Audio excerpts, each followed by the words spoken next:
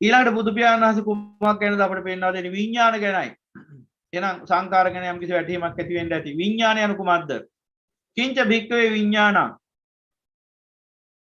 මොකද්ද මහාන මේ විඥාන කියලා කියන්නේ? කුමක්ද මහාන මේ විඥාන කියලා කියන්නේ? විඥානාතීතිකෝ භික්ඛවේ තස්මා විඥානන්ති උච්චති.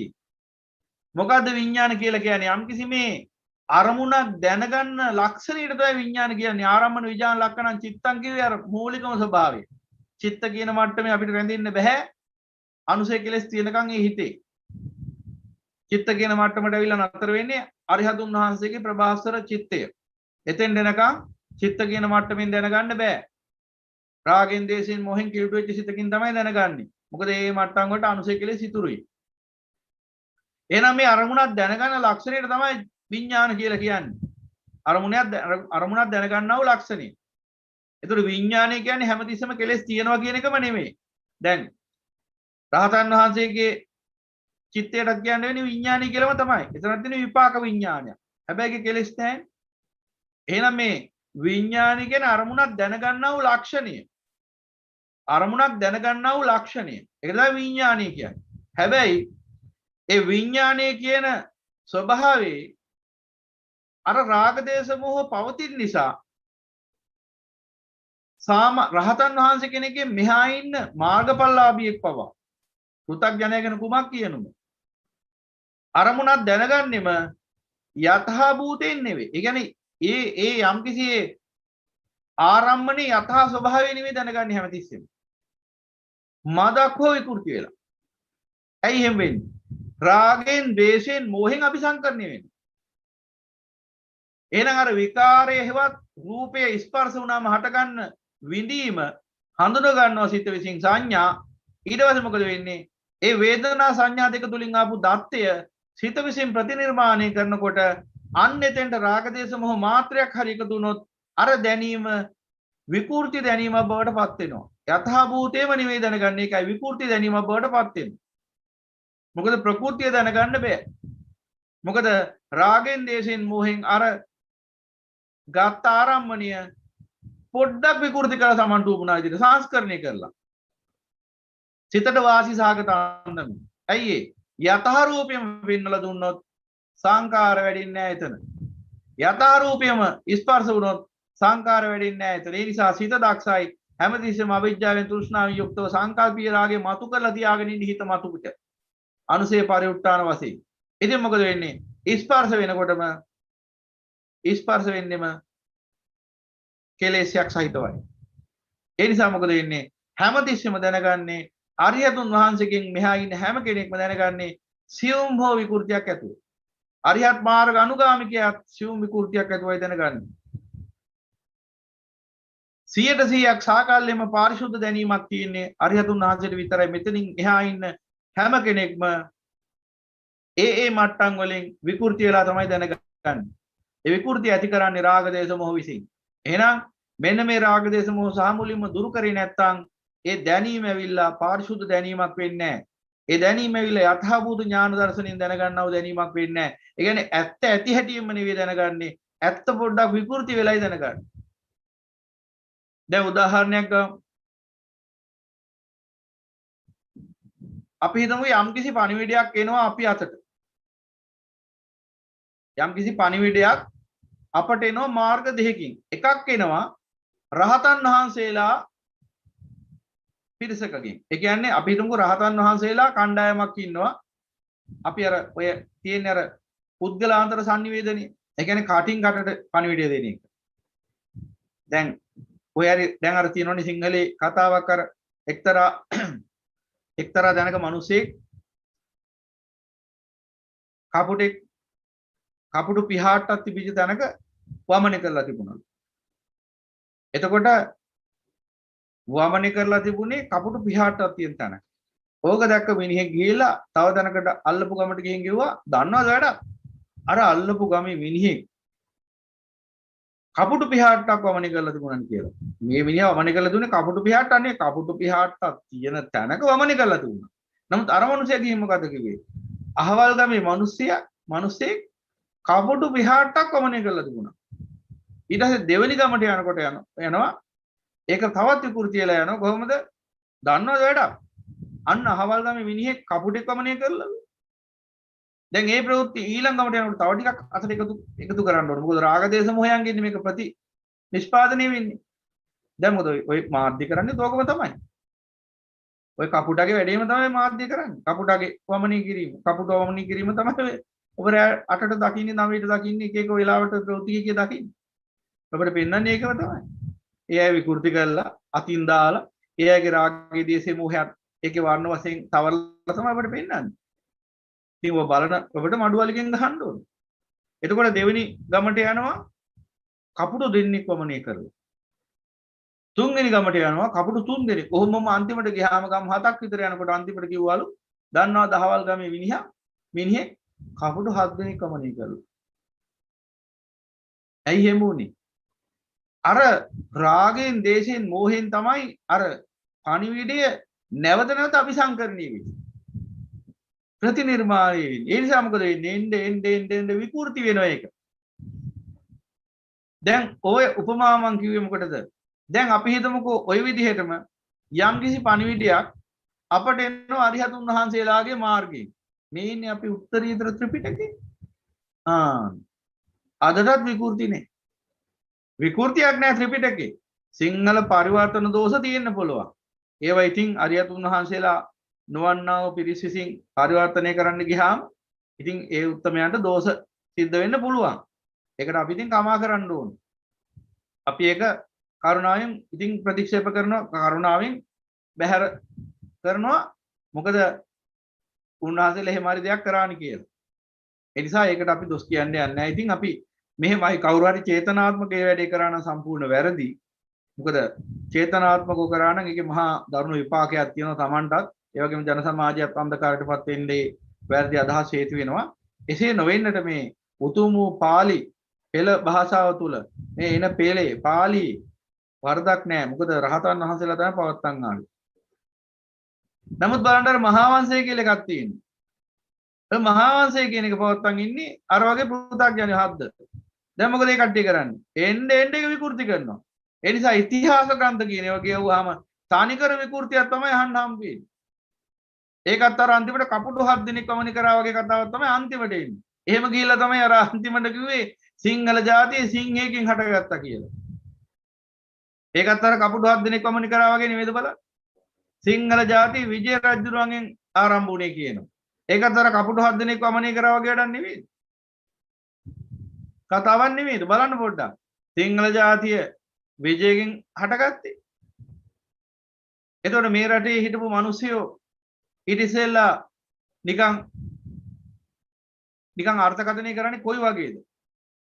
නිකන් මෝඩ තකතිරු මෙලෝ ਵਿਚාරයක් නැති මිනිසුන්ව නිකන් සත්තු වගේ වැද්ද වගේ කොට්ටාසයක් හිටියා වගේනේ ඉතිහාස ග්‍රන්ථවල ලියලා තියෙන්නේ. ඒ මෝඩයන්ට අමතක වුණානේ සම්මා සම්බුදු පියාණන් වහන්සේ තුන්වරක් වැඩම කරපු රට කියලා.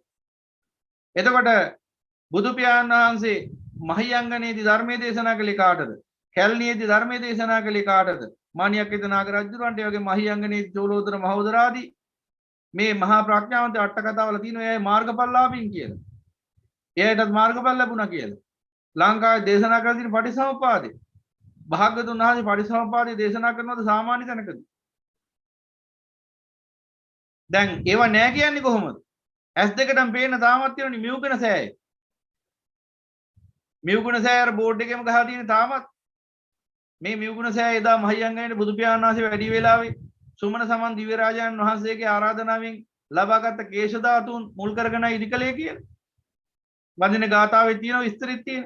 අදටත් තියෙන කැලණියේ තියෙන්නේ මාණියක්කිත නාග රජුරුවන්ගේ ආරාධනාවෙන් කැලණියට වැඩම කරපු වෙලාවේ භාගතුන් වහන්සේ මැණික් මණ්ඩපයක වැඩ හිඳිමින් ධර්මයේ දේශනා කරපු තැනයි මේ උතුම් චෛත්‍ය පිහිටලා තියෙන්නේ කියලා. ඒතර බොරුද ඒවා? ඇස් දෙකටම පේන්නේ හදිස්සියවත් තිබුණ නැත්තම් බලාගන්න තිබුණ තරම. මහියංගනියයි කැලණියයි. එහෙනම් නෑම කියනවා. බොරු කතා කියනවා. ඒ චෛත්‍ය දෙක තියෙන වාසනාවට ඉතුරු වෙලා අදට. ඒතකොට ඒව බොරුද එතකොට?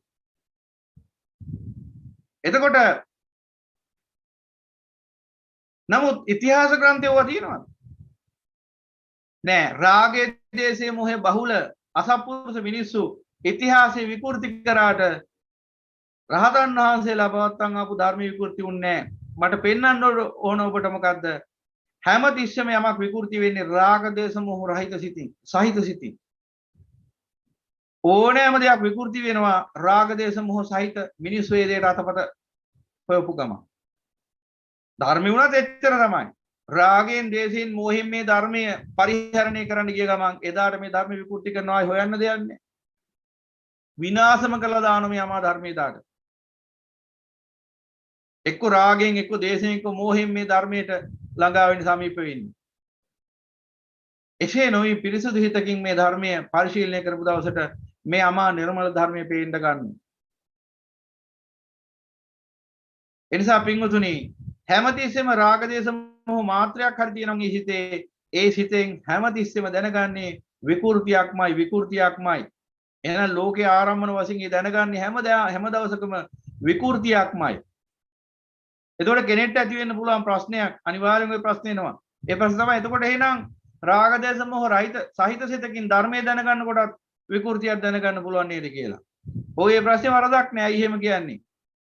ප්‍රകൃතිය පූර්ණ වශයෙන් දැනගන්න නම් ඒ වෙලාවෙම රහත් වෙනවනේ. එහෙනම් තමන්ට තම නැනපමණට ගෝචර වෙන්නේ අතහාර්ථය තමයි ධර්මය කියලා අවබෝධ වෙන්නේ. සෝවාන් කියලා කියන්නේ අරිහත් ඵලයට නෙවෙයිනේ. සෝවාන් ඵලයේදී සත්‍ය ඥාන විතරයිනේ පහළ වුනේ. ඇයි ඒ මට්ටමට ඔහු තුල විකෘතියක් තියෙනවා තව. අවිද්‍යාව ඉතුරුයි නෙහෙම් පිටින්. එහෙනම් ඒ මට්ටමට ඔහුට ධර්මයේ ගෝචර වෙලා තියෙන්නේ.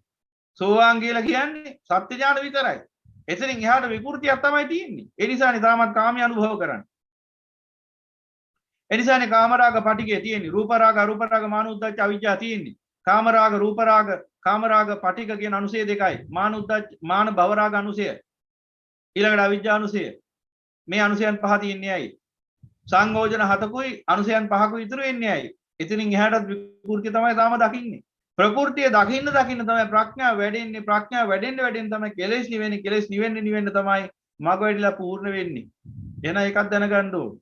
නැත්නම් ප්‍රශ්න එනවා අනිවාර්යෙන්.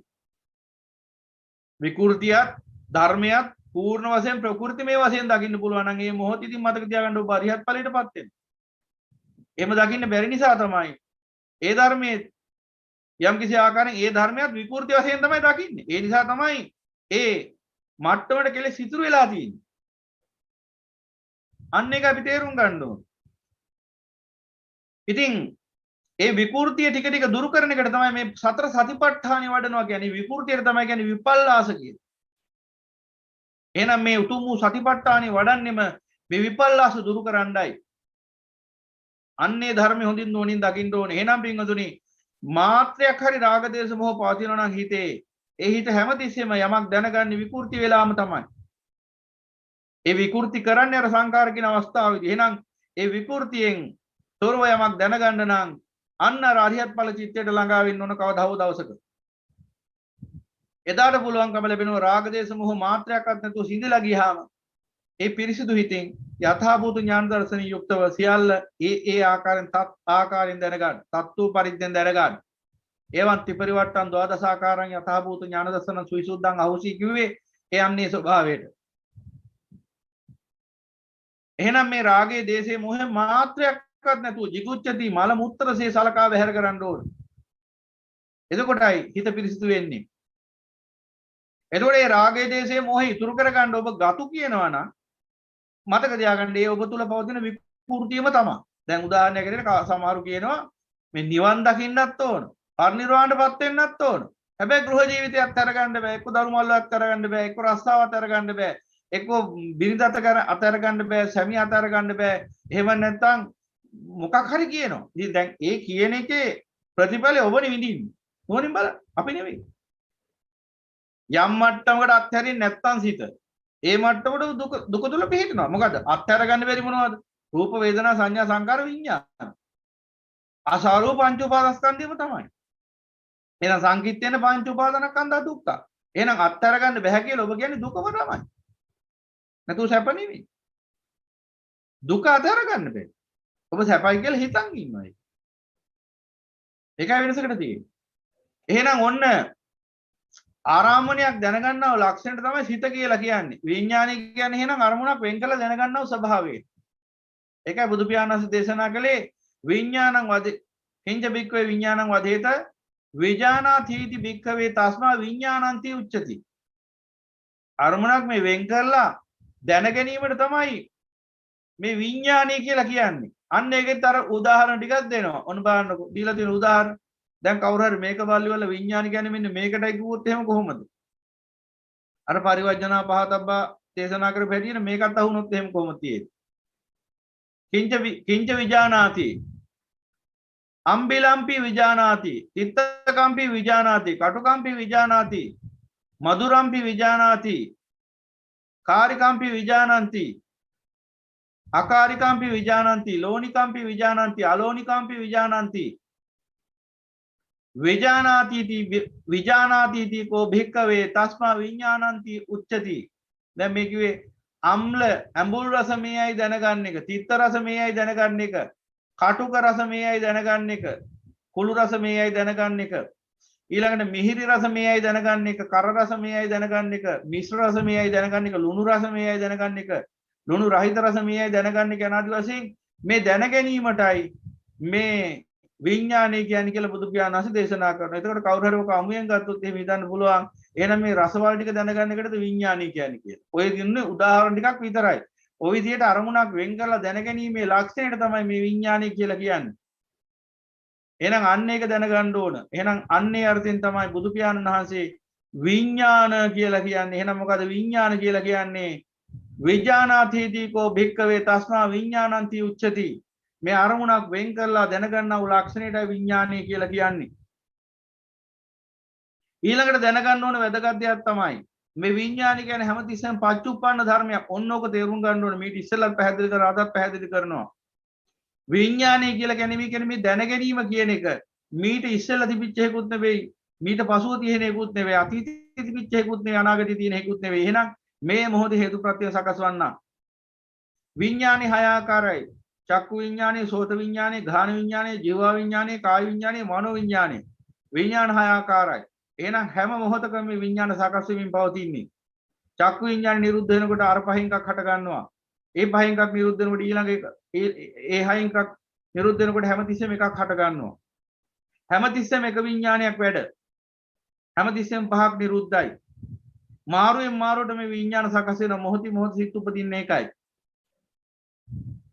එක වෙලාවකට ඇහැ නිසා සිතක් හට ගන්නවා. ඒකට කියනවා චක්කු විඥානය. තව වෙලාවකට කන නිසා මේ සිතක් හට ගන්නවා. ඒකට කියනවා සෝත විඥානය. තව වෙලාවකට නාසය, දිව, ශරීරය, මනස. මේ විදිහට මේ ద్వාරයන්ගෙන් විඥාන සකස් වෙනවා. ඒ ద్వාරයන්ගෙන් සිත ලෝක ස්පර්ශ කරනවා. එහෙනම් ඒ ලෝකය ස්පර්ශ කරන මොහොතේදී රාගයෙන්ද ලෝක ස්පර්ශ වෙන්නේ සිතට, ද්වේෂයෙන්ද ස්පර්ශ වෙන්නේ, මෝහයෙන්ද ස්පර්ශ වෙන්නේ කියන කාරණාව මතයි ඒ හට ගන්න සිත රාග විඥානයද, ද්වේෂ විඥානයද, මෝහ විඥානයද කියලා තීරණය වෙන්නේ. එහෙනම් මේ කිව්ව චක්කු, සෝත, ගාන, જીවහා, කාය, මනෝ. චක්කු, සෝත, ගාන, જીවහා, කාය, මනෝ කියන මෙන්න මේ ద్వාර හයෙන් විඥාන හයක් හට ගන්නවා. මේ විඥාන ඒ මොහොතේදී පරිඋත්තාන වෙලා තියෙන කෙලෙසේ අනුව, අනුශේෂා පරිඋත්තාන මට්ටමට ඇවිල්ලා තියෙන කෙලෙස් අනුව තමයි මේ විඥානීය රාග විඥානයක්ද, දේශ විඥානයක්ද, මෝහ විඥානයක්ද කියලා තීරණය වෙන්නේ. එහෙනම් මේ ద్వාර හයෙන් විඥාන 18ක් හට ගන්නවා. එකකින් තුන බැගින් රාග දේශ මොහ බැගින්. මේ විදිහට පින්වතනි 18 විඥානයක් හට ගන්නවා. මේ ඇස කන නාසය දිව ශරීරය මනස කියන මේ ద్వාර හයෙන් රාග දේශ මොහ යනාදි වශයෙන්. එහෙනම් මෙන්න මේ ආකාරයෙන් දැනගන්න ඕන විඥානේ. එහෙනම් විඥානය කියලා කියන්නේ මෙන්න මේ අරමුණක් දැනගැනීමේ ලක්ෂණය. අරමුණක් වෙන් කරලා දැනගැනීමේ ලක්ෂණය. එහෙනම් ඔන්න ඔය ආකාරයෙන් රූප, වේදනා, සංඥා, සංඛාර, විඥාන කියන මෙන්න මේ කියන පංච උපාදානස්කන්ධය ගැන ඔබට දැනගන්න පුළුවන්කම තියෙනවා. එහෙනම් මේ ධම්මානුපස්සනාව යටතේ සත්‍ය ධම්මානුපස්සනාව යටතේ ස්කන්ධ නැත්නම් කන්ද පබ්බේ යටතේ අපි මේ පංච උපාදානස්කන්ධය ගැනයි ක්‍රමානුකූලව අවබෝධයට පත් වෙමින් ඉන්නේ. තව දේශනාව අවසන් නැහැ. තව තියෙනවා දේශනා කරන්න. ඊළඟට දැන් අපි මේ තුන් කල්හි පංච උපාදානස්කන්ධයන් කෙරෙහි කලකිරීම ගැන සාකච්ඡා කරන්න ඕන. භාගතුන් වහන්සේ මෙන්න මෙහෙම අපට පෙන්වා දෙනවා ඊට පස්සේ කොහොමද తත්‍ර වික්කවේ සුතව ආර්ය ශාවකෝ ඉති පටිසංචික්කති. මහාන්‍ය අසූපිරු තැන් ඇති මෙහාරි ශ්‍රාවකයා මෙසේ සලකනවා, මෙසේ නුවණින් සිතා බලනවා. කොහොමද?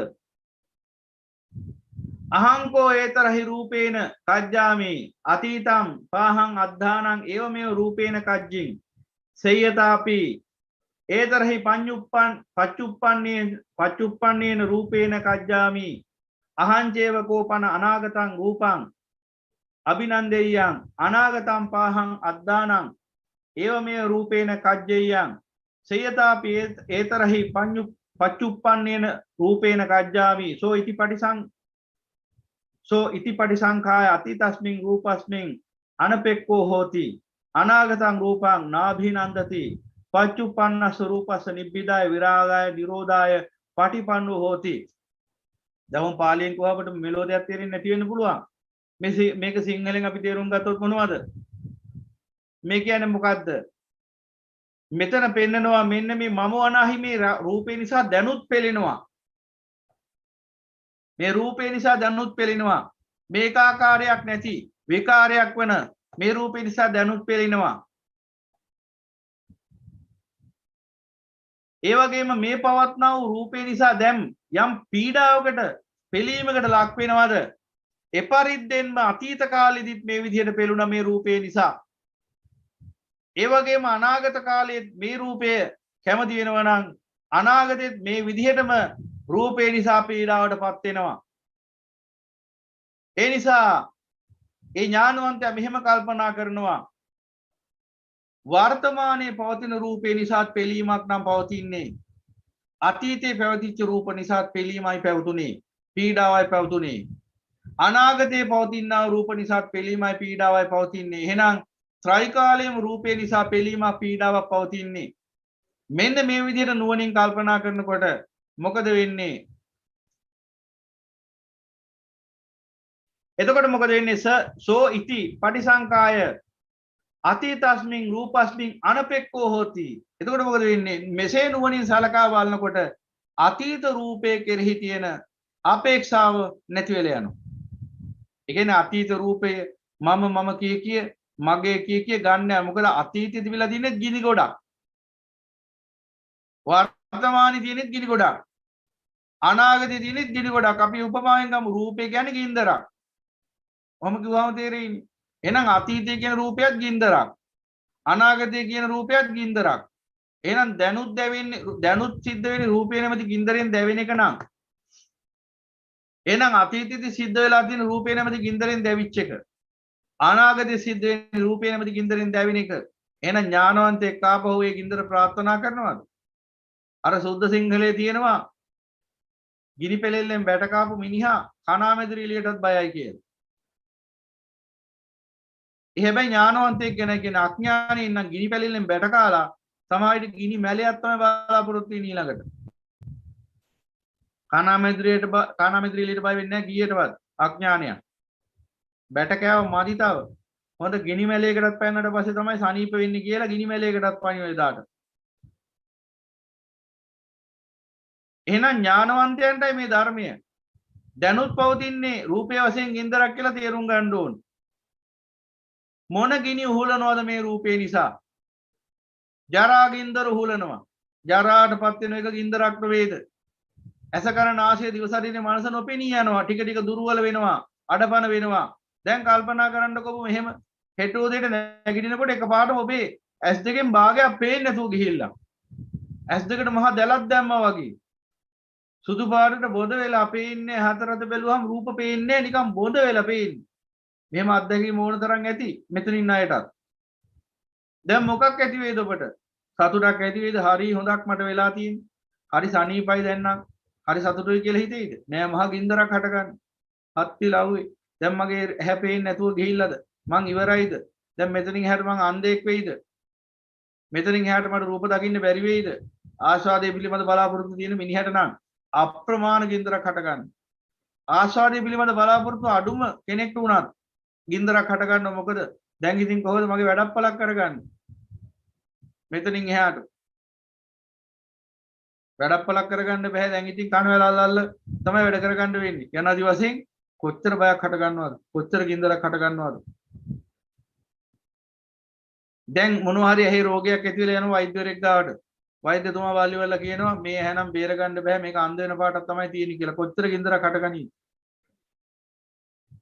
එහෙනම් මේ ඇහැ කන නාසය දිව ශරීරය මනස කියන හය දුර්වල වෙන ස්වභාවය ගින්දරක් නොවේද? එහෙනම් මේ රූපී නිසා මේ ජරාව නැවත ගින්දරෙන් පෙළෙනවා. ඊළඟට ව්‍යාධි, අප්‍රමාණ ව්‍යාධි. මෙතෙක් කියන්න පුළුවන් මේ ලෝකේ පුරා රෝහල් තියෙනවා 100,000 ගාණක්. ඔය රෝහලක් ගානේ ඔය ඇඳක් ගානේ ගිහින් බැලුවොත් එහෙම අර 98ක් රෝග 99ක් ව්‍යාධි වලට අනුබද්ධව හටගත්ත කොච්චර අතුරුාන්තර ආබාධ ලෙඩ රෝග ව්‍යාධි තියෙනවද? කොතෙක් කියලා රෝග දකින්න පුළුවන්ද? රෝහලකට ගියාම බලන්න මොන තරම් රෝග ගොඩක් තියෙනවද? මෙන්න රූපේ නිසා ව්‍යාධි ගින්දරෙන් පෙළෙනවා. ඊළඟට මරණ ගින්දර. දැන් මැරෙනවා කිව්වොත් එහෙම මොන තරම් ගින්දරක් හටගනීද කෙනෙක්ට? පේනව නේද මිනිස්සු මරණ දුකින් පෙළෙන හැටි, බය වෙන හැටි. කොච්චර බයකින්ද වෙලෙන්නේ? රූපේ නිසා මරණ ගින්දර. මේ කීවෙනි වතාවටද මේ සංසාරයේ දුක උහුලන්නේ? පළමු දෙවන වතාවටද? මම කියලා මගේ කියලා ගත හැකි සාරයක් නැති අසාර පංචස්කන්ධ පංච උපාදානස්කන්ධ ක්‍රියාවලිය තුළ අසාර තෘෂ්ණා සංප්‍රයුක්ත භවික සත්‍යයක් වශයෙන් මොනතරම් දුක් ගින්දරක් එහෙලවද? සත්‍ය වශයෙන් තමන්ට රූපයක්, වේදනාවක්, සංඥාවක්, සංකාරයක්, විඥානයක් හිමි නැතුව වුණා. අහිමි ලෝකයක් හිමි කියලා හිතාගෙන අනන්ත දුක් විඳා. දැනුත් එහෙමයි. මතුත් එහෙමයි. මෙතනින් එහාටත් ගියොත් ඔය විදිහටම. එහෙනම් ජරාව නිසා කොච්චර දුක් විඳාද? කොච්චර ගින්දර ඉහිලුවාද? ව්‍යාධි නිසා කොච්චර ගින්දර ඉහිලුවාද? මරණය නිසා කොච්චර ගින්දර ඉහිලුවාද? තවමත් දුක් විඳින්මින් ඉන්නවා, ගින්දර උහුලනවා.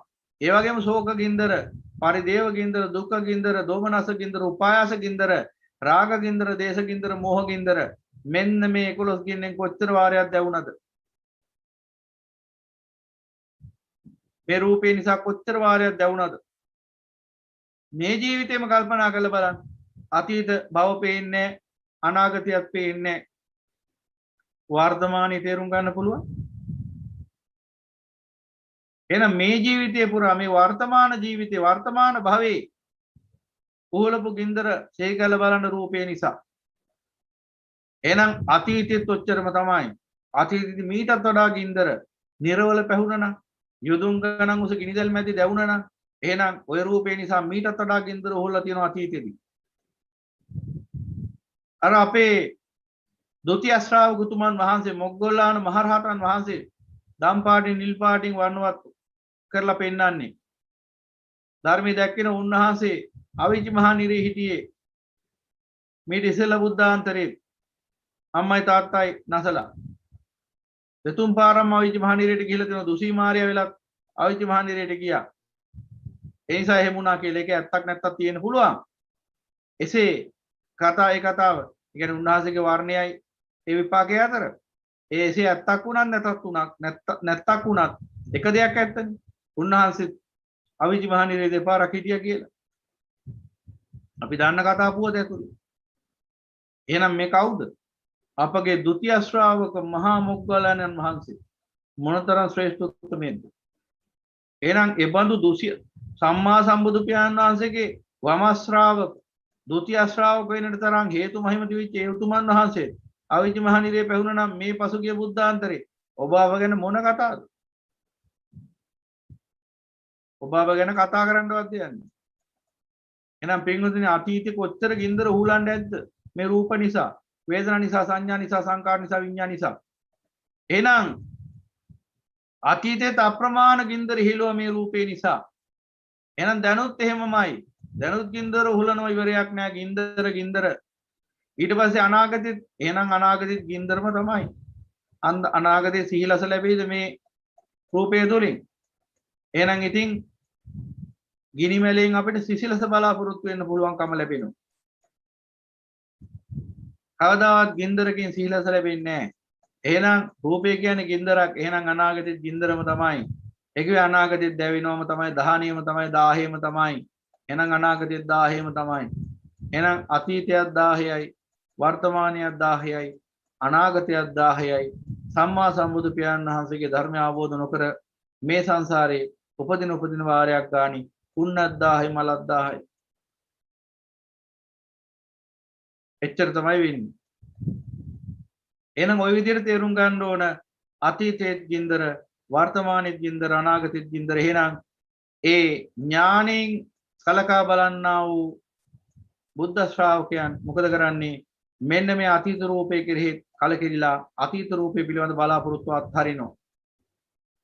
එදාට අර ගෙදර ඇල්බම් එහෙම තියාගන්න කුණු බක්කියට දාන්නේ. කුණු බක්කියට. ලැජ්ජාය බෑ මේව තියන් හිටියනේ මම මගේ අතීතයේ කී. කුණු බක්කිය නතර වෙන්නේ ඇල්බම් එක.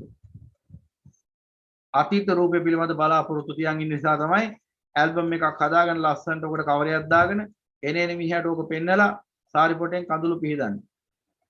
තරම් පොටෙන් හරි. අතීත රූප ටිකත් මම අත්ත මුත්ත නත්ත පනත්ත කිත්ත කිරිකිත්ත කිරිකෑ මුත්ත ගෙදලා ෆොටෝ ටික ගහගෙන ඉන්නවා බිත්තියේ. මුන්දලා ගියාතක් නැහැ කොහෙද කියලා. ෆොටෝ එක තියෙනවා තාම. මේ අපේ මුත්තා. මුත්තා ගියාතක් නැහැ. මුණු පුරාලටත් එච්චරම තමයි අනාගතේ ඔහොම ගියොත්. ඉතින් බෙන්ගතුනි අතීත රූපේ පිළිබඳ බලාපොරොත්තු තියාගෙන අතීතයේ හාර උස්සනවා, පොළොව හාරනවා, ගල්ගුව හාරනවා, හරේ හාරනවා, මෙහි හාරනවා, බින්ගූරු වගේ. වටිනා මනුස්ස භවයක් ලබාගෙන. කෙලස් මේ චිත්තසංතානිය හාරලා කෙලස් කටු අයින් කරන්නේ පොළොව හාරලා එක එක වලං කටු ඇට කටු හොයන. චිත්තසංතානිය හාරන්න ඕන හාරලා මේ කෙලස් කටු අයවත් කරන්න ඕන. ඔය වෙන මොන කටු හොයාගත්තත් වැඩක් නැහැ. ඔය කටු හොයාගෙන ලොකු සිංහය වගේ කෑ ගැහුවට වැඩක් නැහැ. අපි මේ කටු හොයාගත්ත අර කටු හොයාගත්තා කියලා. කෙලස් කටු තියෙන තැන හොයාගත්තේ නැත්තම්. ඒක තමයි කියන්නේ මේ ධර්මයේ ප්‍රඥාවෙන්ම දකින්න ඕන ධර්මයක් මිසක් හැඟීමෙන් හෝ දෘෂ්ටියෙන් හෝ මතවාදයෙන් දකින්න ගිය දවසට මේ ධර්මය අනාථෙන් අනාථෙන් පත්වලා තමයි නතර වෙන්නේ. තමනුත් අනාථලා තව විශාල පිරිසක් අනාථ කරලා තමයි නතර වෙන්නේ. ඉච්ඡා තමයි කරන්නේ. ඉතින් එහෙනම් දකින්න ඕන මෙන්න මේ සියල්ල අසාර බව, අනිත්‍ය බව, දුක්ඛ බව, අනාත්ම බව. එහෙනම් අතීත රූපයත්, වර්තමාන රූපයත්, අනාගත රූපයත් යන ත්‍රිකාලික රූප ගැන කලකිරුණාම අතීත රූපය පිළිබඳ අපේක්ෂාව විරහිත වෙනවා, අපේක්ෂාවෙන් තොර වෙනවා, අනපේක්ෂව හොති. අපේක්ෂා කරන්න අතීත රූපය අත්තල දැම්මා. ඕකට කොහොමද මම කියන්නේ? අසාර විකාරයකට මම කියන රූපය anu විකාරයක්. අදින් පස්සේ මතක තියාගන්න. රූපය anu විකාරයයි. විවිධාකාරයයි. රූපය රූපති, දුප්පති. එහෙනම් රූපය anu විකාරයක්. විකාරයක කොහින්ද මම කියලා ගන්න තැන. එහෙනම් ඔය විදිහටම දැන් අනාගතේ රූපය ගැන මොකද වෙන්නේ? අනාගතං රූපං නාභිනන්දති. අන්න වැදගත් වචනයක්. අභිනන්දනය කරනවා කියලා වචනයක් තියෙනවා. අභිනන්දනය කියන්නේ හරි සතුටු වෙනවා. ඔබ දැකුමෙන් මානිත ලැබුවේ ඇතිහැලම සතුටයි මෙලොවේ. තව තියෙනවා. මේ දැස මගේ පින්වන්තයි තේරුනේ දැන් තමයි. තව තියෙනවා. ඊට වඩා කියන්න ගියොත් සින්දු කිව්වා කියලා බණින් ඉඳ තියෙන නිසා කියන්නේ එතනින් එහාට. දැන් එහෙනම් බලන්න ඕන ඔය අභිනන්දනය කියන්නේ ඕකට තමයි. සින්දුවෙන් ගුවම වඩා ලේසියෙන් තේරෙන ඔය අභිනන්දනය. ඔකට තමයි අභිනන්දනය කියන්නේ. රූපං අභිනන්දති කියුව ඕකයි. රූපේ දැක්කම බුදුම විදිහට සතුටු වෙන්නේ. බුදුම සතුටන්නේ මේ બોලේ. මෙච්චර වටින රූපයක් දැක ගන්න හම්බුණානේ. මගේ ඇස් පින් කළානේ ඔයව දැක ගන්න. පින් කරමු තරම් බලා ගන්න පුළුවන් පණකින්ද ගිය දවසට. කොච්චර පින් කරාද කියලා. පින්වන්තකම එදාට තමයි තේරෙන්නේ. ඉතින් එදාට නම් ආයෙත් එහෙම රූපයක් නම් දකින්න හම්බෙන්නේ නැහැ. ගිනි දැල් විතරේ හතර වටේට පිට තියෙන්නේ. සහාර රතු ඇස් තියෙන අර භයානක නිරපල්ල විතරයි හතර අතේ ඉන්නේ. එදාටත් ඔය සින්දුව කියන්න පුළුවන් නම් ගොඩක් හොඳයි. එතකොට බින්වතුනි එහෙනම් අනාගත රූපේ අභිනන්දනය කරනවා කියව ඕකට තමයි. අභිනන්දනය කරනවා මොකද්ද? මහත් ඉහලින් සමරනවා. සුළුපටු සැපක් නෙවෙයි ලැබුණේ. මහා සැපක් ලැබුණේ කියලා තමන්ගේ විනාශය තමා විසින්ම සමරනවා. ඒකයි ඉස්සෙල්ලා කිව්වේ අර తත්‍ර తත්‍රාභිනන්දනී සයති දන් යන ආදි වශයෙන්. ඒ මොහොතේදී රූප කිව්වහම උතර ඇහැට පෙනෙන රූප විතරක් නෙවෙයි. රූප, ශබ්ද, ගන්ධ, රස, ස්පර්ශ ඔක්කොම. මේ හැම එකක්ම අභිනන්දනය කරනවා. හරි වටින රූපයක් දැක්කේ, හරි වටින ශබ්දයක් ඇහුනේ, හරි වටින ගන්ධයක් දැනුනේ, හරි වටින රසයක් දැනුනේ, හරි වටින ස්පර්ශයක් ලැබුණේ කියලා. ඒ සියල්ල අභිනන්දනය කරනවා. අභිනන්දනය කරනවා. සතුටු වෙනවා ඒ ගැන හිතමින්. ස්පර්ශය ලබන මොහොතේදී සතුටු වෙනවා. ඒ සතුටෙන් ස්පර්ශය ලබන ස්වභාවයට කියනවා නන්දි රාගය කියලා. නන්දිය කිව්වේ සතුට, රාගය කිව්වේ අසුරු කරනවා, සතුටින් අසුරු කරනවා. කසිප්පු බෝතලය ලැබුණාම බේබද්දේට බේබද්ද සතුටින් කසිප්පු බෝතලය අසුරු කරනවා. නන්දි රාගය කියන්නේ ස්වභාවයට. දන්නේ නැහැ තමන් මේ අසුරු කරන්නේ විනාශයක් කියලා. දැන් කසිප්පු බෝතලයට වස ටිකක් දාලා දුන්නොත් හලහල විසක්. ඒත් මේ බේබද්ද දන්නේ නැතුව ඔක බොනවා. දන්නේ නැහැ වස බොන්නේ කියලා මේ. හැබැයි අභිනන්දනය කරනවා. නන්දි රාගයෙන් අසුරු කරනවා. සතුටෙන් අසුරු කරනවා. අභිනන්දනය කරනවා මට ලොකු දෙයක් ලැබුණේ. හරි වටින සපල් ලැබුණේ. හරි සම්පත්තිය ශාන්තියක් ලැබුණේ කියලා. අභිනන්දනය කරනවා. එහෙනම් අනාගතං රූපං නාභිනන්දති. අනාගතේ රූප ගැන අභිනන්දනය කරන්නේ. අනාගතේ රූපත් අත්හැරලා දානවා. දැන් අතීත රූපයේ පිළිබඳ අපේක්ෂාවත් හැරියා. අනාගත රූපය ගැන සතුටු වෙන්නේ නැහැ. දැන් මේ තරුණ පිරිස් අනාගත රූපය ගැන හිතලා කී වතාවක් සතුටු වෙනවද? මම අනාගතේ මෙන්න මේ වගේ තලයක දෙනවා, මෙන්න මේ වගේ වෘත්තිකයක් කියනවා, මේ වගේ කසාදයක් බැඳ ගන්නවා, මේ වගේ මේ බිරිඳක් සැමියෙක් ලබනවා, මේ වගේ දරුවෝ ලබනවා, මේ වගේ ගෙයක් හදා ගන්නවා, මේ වගේ වාහනයක් ගන්නවා, මේ වගේ රටක මෙන්න මේ වගේ ඉඩමක මෙන්න මේ වගේ තැනක මම පදිංචි වෙනවා. අනාගත රූප කීයක් ඔබ අභිනන්දනය කරනවද? අනාගතය කියන්නේ මොනතරම් අවිනිශ්චිත සීමාවක්ද? අද රාත්‍රී ජීවිතයේ අවසාන දවසේ මගේ ඔබේ නෙමෙයි. එනිසා එළි වෙනකම් වණ කියන්නේ. එනිසා අනාගතය පිළිබඳව අභිනන්දනය කරන්න දෙයක් ඉතුරු වෙලා නැහැ. මොකද අනාගතයක් නැහැ. එහෙනම් අනාගතයක් ඇතයි කියලා හිතාගෙන ඉන්න අයට එහෙම අභිනන්දනය කරන්න පුළුවන්. හැබැයි ඉතින් එයාටත් එච්චරම තමයි කියලා තමයි මට කියන්න වෙන්නේ. නුවණින් හිතලා බලන්න ඕනේ. මේ බණ ටික කනට ඇහිලා අනිත් පැත්තෙන් විසිකලා දාන්න එපා. එහෙම කරොත් ඉතින් ඒකේ විපාකයක් ඔබටම තමයි මේ පික්සොට නෙවෙයි. අනාගතය පිළිබඳ අනාගතය ගැන සිහින මාලිකා අප දෙදෙනා මෙව් කාලය මතකද? කොච්චර සිහින මාලිකා ඉදි කරනවද අනාගතය ගැන? දෙන්න තුන් දෙනෙක් එකතු වුණාම මෙහෙම කරමු අපි, අර එහෙම කරමු අපි. අර එදා ධනවර්ධන වෙලෙන්දා අනාගතේ ලාභය ගණනය කර කර හිටියා. සතියයි මැරෙන්න තිබුණේ ආයුෂ. දින 7කින් මිය යනට නියමිතයි. අවුරුද්දකට එහා පැත්තෙන් එන ලාභය, අවුරුද්දකට පස්සේ එන ලාභය ගණන් බලමින් හිටියා. අදටත් එහෙමම තමයි ධනවර්ධනලා. අදටත් එහෙමම තමයි ධනවර්ධනලා. අදටත් ඒ ටිකම තමයි කරන්නේ. සමහරවිට අදරයක් දන්නේ නැහැ, පණ යන්න තියෙන්නේ. හැබැයි තව අවුරුද්දකින් ලැබෙන ලාභයට ඇස්තමේදු හදලා තියෙන මේ වෙනකොට.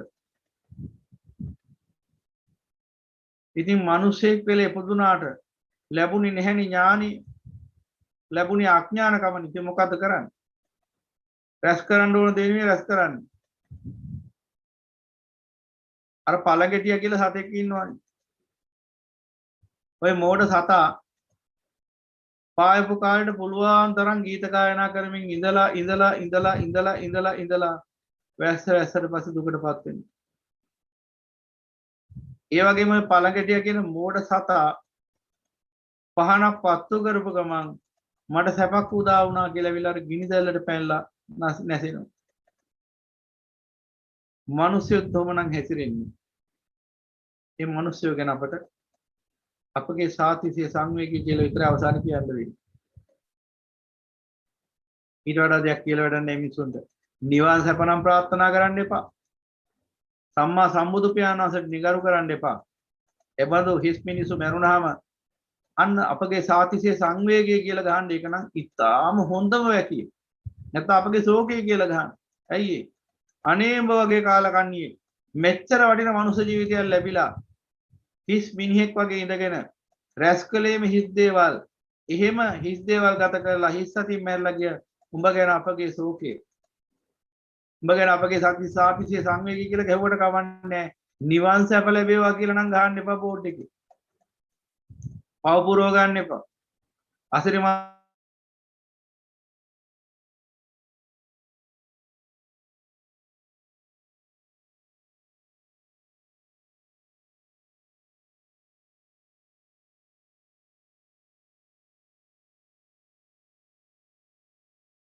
වෙනාට තියෙන බලන්න අනාගතය පිළිබඳ ප්‍රශ්න නෙවෙයිද කියලා. වර්තමානීය පිළිබඳ ප්‍රශ්න නෙවෙයි තියෙන්නේ. අනාගතය පිළිබඳ ප්‍රශ්න තියෙන. අනාගතේ කොහොමද රජ වෙන්නේ? අනාගතේ කොහොමද ලොක්කෙක් වෙන්නේ? අනාගතේ කොහොමද බලවතෙක් වෙන්නේ? නිලවතෙක් වෙන්නේ? අනාගතේ කොහොමද ගයක් හදාගෙන වාහනයක් ගන්නේ?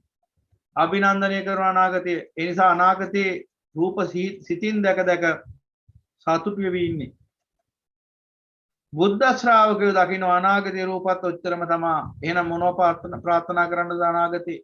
අතීතයේ රූපයක් ගින්දරක් නම් 11 ගින්දරක් නම් වර්තමානයේ රූපත් 11 ගින්දරක් නම් අනාගතයේ රූපත් 11 ගින්දරක් නම් එහෙනම් ආයේ 11 ගින්දර ප්‍රාර්ථනා කරන ඥානවන්තයෙක් එහෙනම් යා මොකද කරන්නේ?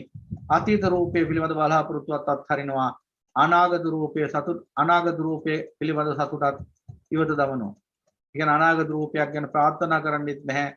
අනාගත රූපයක් ගැන සතුටු වෙන්නෙත් නැහැ. ඒ කියන්නේ අනාගතේ රූපයක් පහල කරගන්න ඕනයි කියලා හිතන්නේවත් නැහැ. අන්න එතනයි පරිනිර්වාණය හිත පිටුවක්. නැතු මේ වචන ටිකක් නේ පරිනිර්වාණය කියන්නේ. එතකොටයි පරිනිර්වාණය හිත පිටන්නේ. ඇයි දැන්? අතීත රූපයත් අත්හැරියා. වර්තමාන රූපයත් අත්හැරියා. අනාගත රූපයත් අත්හැරියා. දැන් කොහෙ පිටන්නද? එවන් උපසංහාරය ඔය විදිහටම දකින්න ඕන වේදනාව සංඥාව සංකාර විඥාන කියන පහම ගැන.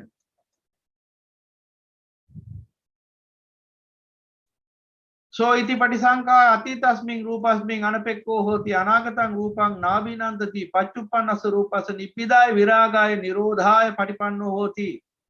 අතීත රූපය පිළිබඳ බලාපොරොත්තු අත්හැරියා. අනාගත රූපය පිළිබඳ සතුටු වීමත් හැරියා. වර්තමාන රූපය පිළිබඳ නිබ්බිදාය කලකිරීමටපත් වෙන විරාගාය නොයල්මටපත් වෙනවා. නිරෝධාය නිරෝධ කිරීම මිනිස නැවත නූපදින තත්ත්වෙටම සියලු රූප නිරෝධ වෙන තත්ත්ව නිරෝධ කිරීමටම පටිපන්නෝ හෝති. ප්‍රතිපදාවට පිළිපදිනවා. ඒ ප්‍රතිපත්තිය අනුගමනය කරනවා. එහෙනම් අන්න ආර්ශාකයක් කරන දේ. එහෙනම් ඔය අනුසාරයෙන් ඉතුරු ටිකත් මම පැහැදිලි කරන්න අවශ්‍ය නැහැ නේ ආයි. ඒ අනුසාරයෙන් ඉතුරු ටිකත් හිතා ගන්න. එහෙනම් ওই විදිහටම අතීත වේදනාව කියන්නේ ගින්දරක්, වර්තමාන වේදනාව කියන්නේ ගින්දරක්, අනාගත වේදනාව කියන්නේ ගින්දරක්, 11 ගින්දරක්. අතීත සංඥාවත්, අතීත සංකාරත්, අතීත විඥානත් ගින්දරක්, වර්තමාන සංඥා සංකාර විඥානත් ගින්දරක්, අනාගත සංඥා සංකාර විඥානත් ගින්දරක්. එහෙනම් ත්‍රිකාලයේම මේ පහළවන්නා වූ මේ සියලු රූප වේදනා සංඥා සංකාර විඥාන 11 ගින්දරක්. එහෙනම් අතීතයේදී සිද්ධ වුණේ මේ රූප වේදනා සංඥා සංකාර විඥාන නිසා පිළීමටපත් වුණා, පීඩාවටපත් වුණා. 11 ගින්දරක් උහුලාගෙන අනන්ත 1000කට පීඩාවකට දුකකට ව්‍යසනයකට ගොදුරු වුණා. වර්තමානයේ සිද්ධ වෙන්නේ එච්චරමයි. එහෙනම් අනාගතයේ සිද්ධ වෙන්නේ එච්චරමයි. එහෙනම් ත්‍රිකාලයේම ඔය ආකාරයෙන් නුවණින් දකින්නා වූ ආර්ය ශ්‍රාවකයා නුවණින් සලකා බලා තුන් කාලයේම රූප වේදනා සංඥා සංකාර විඥාන පිළිබඳ තෘෂ්ණාවෙන් නිදහස් වෙනවා. එහෙනම් අතීත රූපය පිළිබඳ බලාපොරොත්තු අත්හැරියා. අනාගත රූපය පිළිබඳ ඒ සතුට අත්හැරියා. එතකොට වර්තමාන රූපය ඉතුරු වෙන්නේ. එහෙනම් වර්තමාන රූපෙත් මම කියලා ගන්න හරියක් නැති බව දැකලා වර්තමාන රූපයත් අනිත්‍යයි දුක්ඛයි අනාත්තයි අසුභයි කියලා දැකලා වර්තමාන රූපය පිළිබඳව තෘෂ්ණාවෙන් චන්දරාගෙන් නිදහස් වෙනවා. එතකොට මොකද වෙන්නේ? නිරෝධය පිණිස පිළිපන්නා පිළිපැද්දා වෙනවා. ඒ කිව්වේ නිවන් මඟ වැඩුවා වෙනවා. එතකොට මොකද වෙන්නේ? එතකොට 11 ගින්දරම නිවිලා යනවා. අයි ගින්දර පවතින්නේ ඔය රූප වේදනා සංඥා සංකාර විඥාන නිසා නම් ත්‍රිකාලයේම පවතින රූප වේදනා සංඥා සංකාර විඥාන පිළිබඳ තෘෂ්ණාව ඇල්ම හිතින් අත්හැරියම්කෝ ගින්දර. ගින්දර ඉවරයි එතනම. එහෙනම් එතනින්ම නිදහස්. එහෙනම් ගින්දර නිවෙනවන්නේ. එහෙනම් ওই ගින්දර තියෙන්නේ ඇයි? ওই ගින්දර යමෙක්ගේ හිතේ ගින්දර හට ගන්නවා නම් ඒ ගින්දර හටගන්නේ මේ පිළීම හටගන්නේම ඒ පීඩාව හටගන්නේ මේ අසහනි හටගන්නේ මේ දුක හටගන්නේම අතීත වර්තමාන අනාගත කියන ත්‍රිකාලයට අයිති රූප වේදනා සංඥා සංකාර විඥාන කියන මෙන්න මේ ස්කන්ධයන්ගෙන් කුමන හෝ ආකාරයකින් කුමක් හෝ සම්බන්ධයෙන් ඇල්මක් පවතින නිසා එක්ක රූපය ගැන බලාපොරොත්තු වෙනවා අතීත වර්තමාන අනාගත අභිනන්දනය කරනවා එක්ක වේදනා එක්ක සංඥා එක්ක සංකාර එක්ක විඥාන එහෙනම් මෙන්න මේ පංච උපාදානස්කන්ධයෙන් කිසිවක් ගැන යම් බලාපොරොත්තුවක් තෘෂ්ණාවක් නැත්නම් මේ මොහොතේදී ඒ පුද්ගලයා ඊට අදාළ අසහනයකින් පිළීමකින් ගින්දරකින් දැවෙනවා. එහෙනම් පින්වතුනි හැම තිස්සෙම යම් ශෝකයක් දුකක් හටගත්තොත් නුවණින් ඉවසන්න පුරුදු වෙන්න මෙහෙම මේ ශෝකයේ දුක හටගත්තේ මොකක් නිසාද? රූපේ නිසාද? වේදනාව නිසාද? සංඥාව නිසාද? සංකාර නිසාද? විඥාන නිසාද කියලා නුවණින් විමර්ශනය කළ බලන්න. මෙන්න ධම්මානුපස්සනා කන්ද පබ්බය ඔන්න ක්‍රමේ යම්කිසි අසහනයක් දුකක් හටගත්තොත් ඒ මොහොතේදීම නුවණින් විමර්ශනය කරන්න ගැඹුරට විනිවිද බලන්න මේ ශෝකයේ බය හටගත්තේ මොකක් නිසාද? රූපේ නිසා. එහෙම නැත්නම් යම්කිසි වේදනාවක් නිසාද? වේදනා සැප වේදනා දුක් වේදනා අදුක්ඛම සුඛ වේදනා යන වශයෙන් වේදනා නිසා. එහෙම නැත්නම් යම් සංඥාවක් නිසාද? මේ හඳුනා ගැනීමක් හැඟීමක් නිසාද?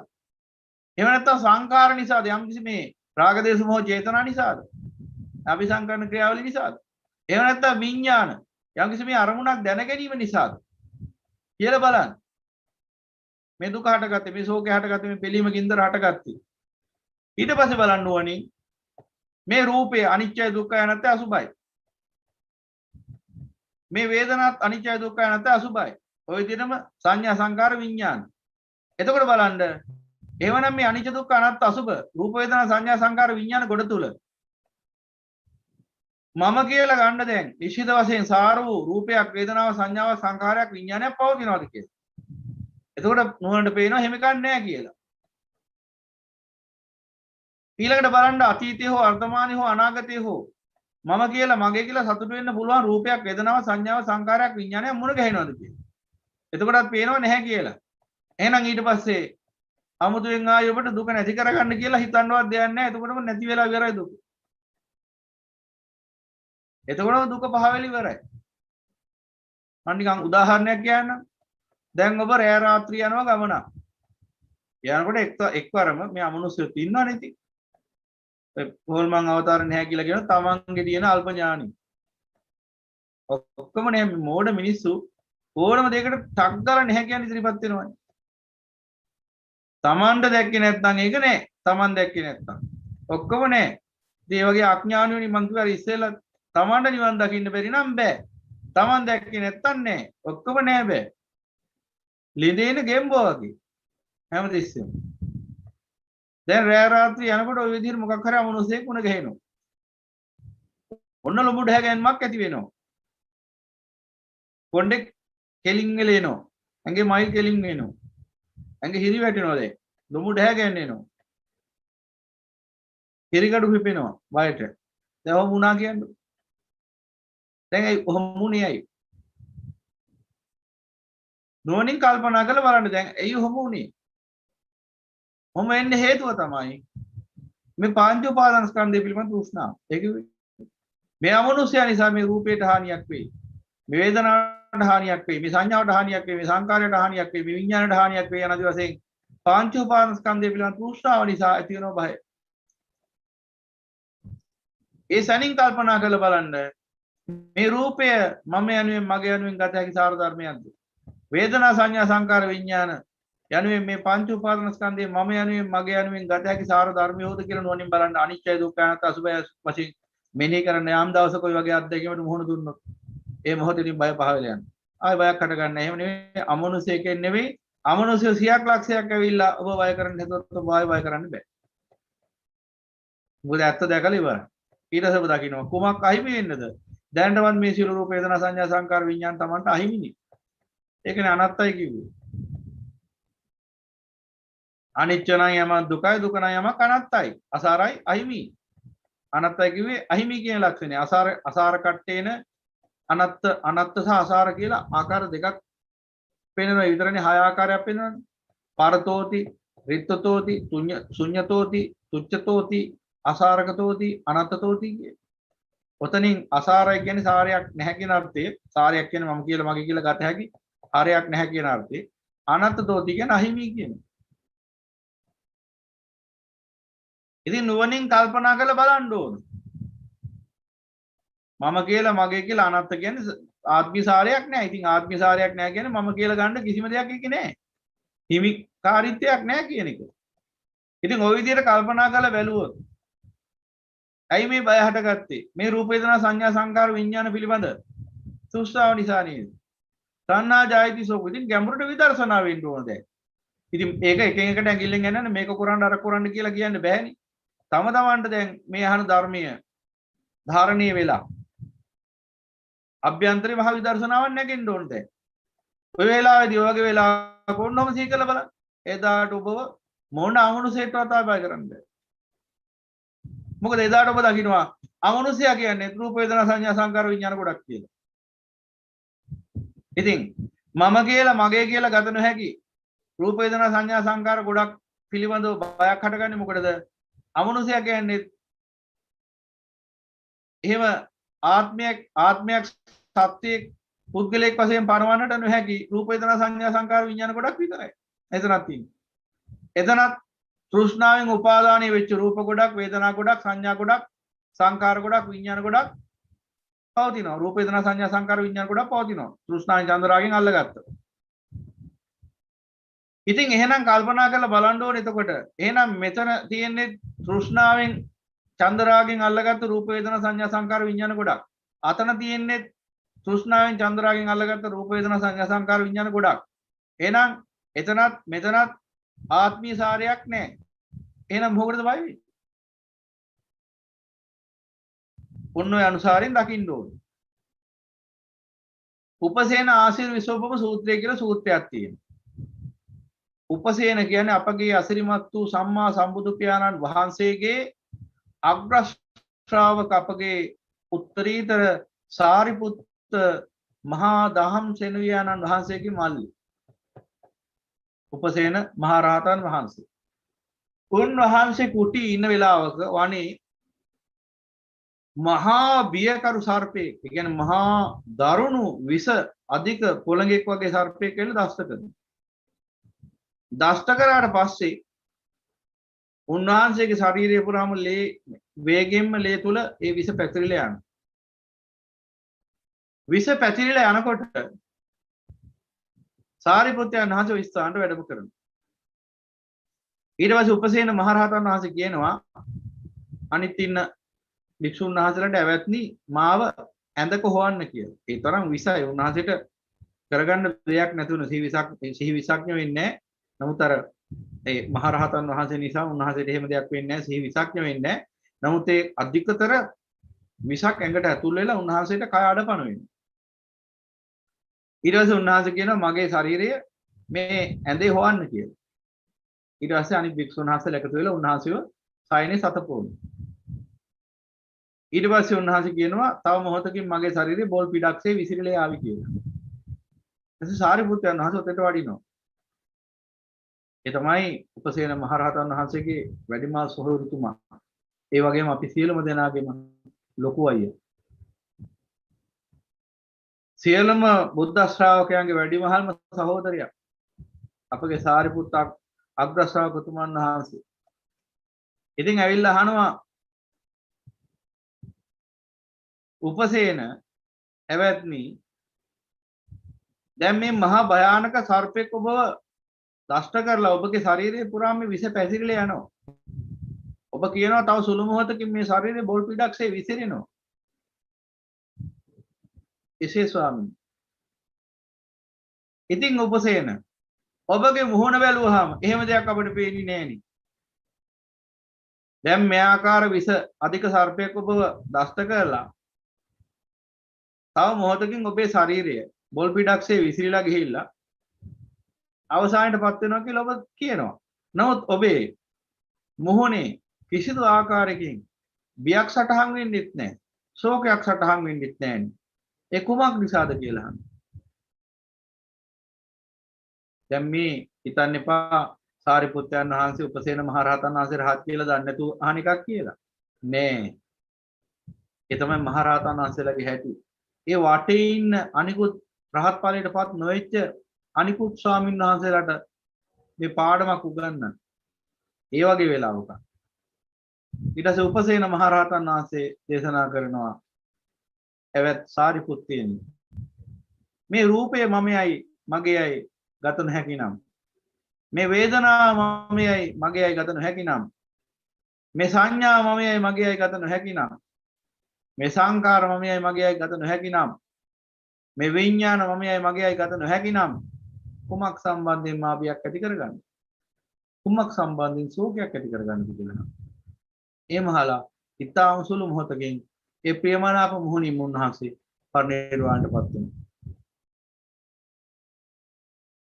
ඉතින් පින්වතුනි එහෙනම් අර නුවණින් දකින්න ඕන යථාර්ථය.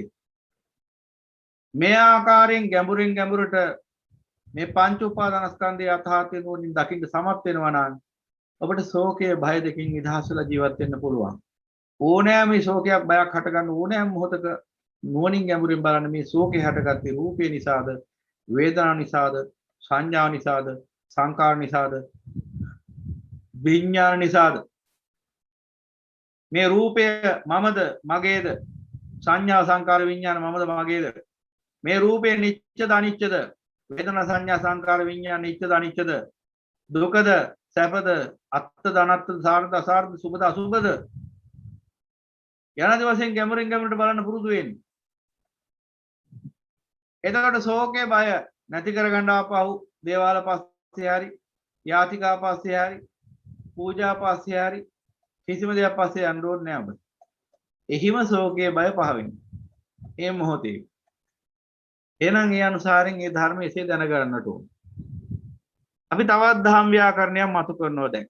මේ විදිහටම දැන් ඉස්සෙල්ලා රූපය ගැන විතරයි විග්‍රහ කළේ. ඒ වගේම එහෙනම් ওই විදිහටම රූප වේදනා සංඥා සංකාර විඥාන කියන සියල්ල ගැන ඔය විදිහට දැනගන්න ඕනේ. ඒ කියන්නේ අතීතයේ පැවතිච්ච සියලු රූප වේදනා සංඥා සංකාර විඥාන වර්තමානත් අනාගතත්. එනවාදෙසින් ත්‍රිකාලයෙන් පවතින්නේ. එහෙනම් මේ කියන 11 කින්දරම පමණයි කියලා නුවණින් දකින්න. හැමතිස්සෙම එහෙම දකින්න. ඔබ දකිමින් වාසය කරද්දී ඔබට පුළුවන්කම ලැබෙනවා මේ ශෝකයෙන් බයෙන් නිදහස් වෙච්ච චිත්තසංතානික යුක්තව ආරි ශ්‍රාවකෙක් වශයෙන් මග වඩන්න. කොහොම මග වඩලා යම් දවසක ඒ සියලු කෙලෙස් නැසිලා අරිහත් ඵලයේ පූර්ණ වෙන දවසක් එයි. එහෙම ආපු දවසට ඉතින් සියලු දුකින් නිදහස්. ඉතින් පස්සේ කරන දෙයක් ආපහු නැහැ. ඉතින් ඒක ඇවිල්ලා කවදාද එහෙම වෙන්නේ? කොයි වෙලාවෙද එහෙම වෙන්නේ? අනේ කවද්ද ඊළඟ මාර්ග ඵලයට යන්නේ? අනේ කවද්ද අරිහත් ඵලයට යන්නේ? ඔහොම හිතේ ඉන්න එපා. ඔහොම හිතේ ඉන්න එපා. අපි දැන් කන්දක් නගිනවා. සිරීපාදි කියමුකෝ. අපි හිතමුකෝ සිරීපාදෙට දෙනවා පඩි දසදහසක් කියලා. සිරීපාදෙට පඩි දසදහසක් තියෙනවා. සිරීපාදේ නගින්න යන කෙනෙක් පළමු පඩිය නැගලා කල්පනා කරනවා අනේ තව 9999ක්ම තියෙනවනේ යන්න. කවද යන්නද මේක? අනේ කවද මේක ඉවරයක් කරගන්නද කියලා ඔහොම හිතුවොත් එහෙම අර පළවෙනි පඩියෙන් එහා පැත්තට යන්න හම්බෙන්නේ නැහැ. මොකද ඒකට හේතුව හිතන්න ඕන දේ නෙමෙයි හිතුවේ. නොහිතන්න ඕන දේ හිතුවේ.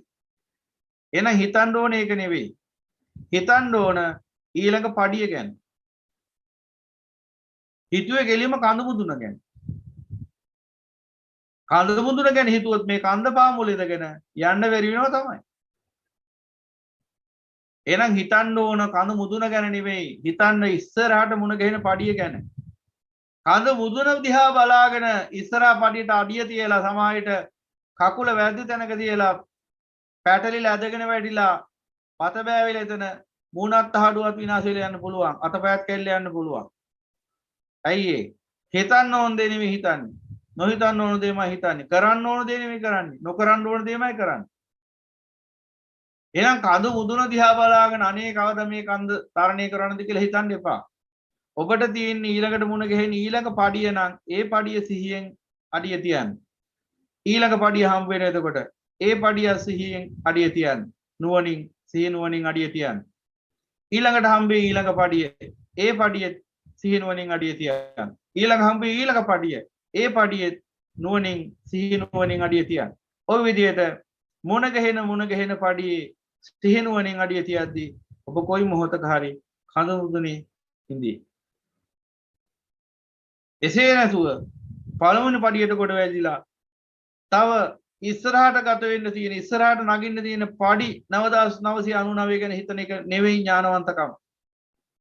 ඒක නෝනින් තේරුම් ගන්න ඕන. ඒ නිසා ඒ මොහොතේදී කළ යුත්තක් නැත්නම් ඒ කරන්න.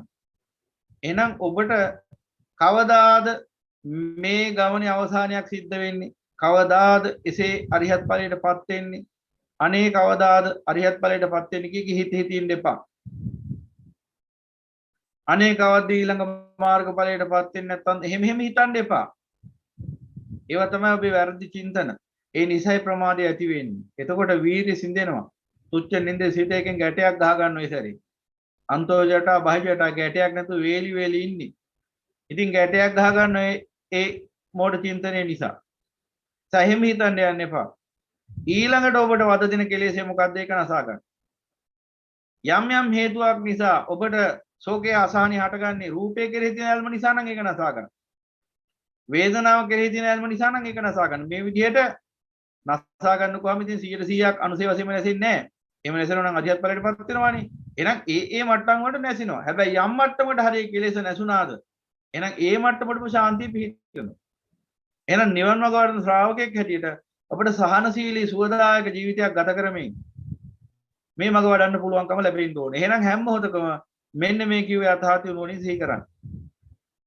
හැමතිස්සෙම බලන්න ශෝකයක් බයක් හටගත්තාම ඒ ශෝකේ බය හටගත්තේ රූපේ නිසාද වේදනාව නිසාද සංඥාව නිසාද සංකාර නිසාද විඤ්ඤාණ නිසාද කියලා. අන්න ඒක නුවණින් සිහි කර බැලීමටයි කියන්නේ යෝනිසෝ මනසිකාරය කියන්නේ. විදර්ශනා කරනවා කිව්වේ ඒකටයි ඉතින්.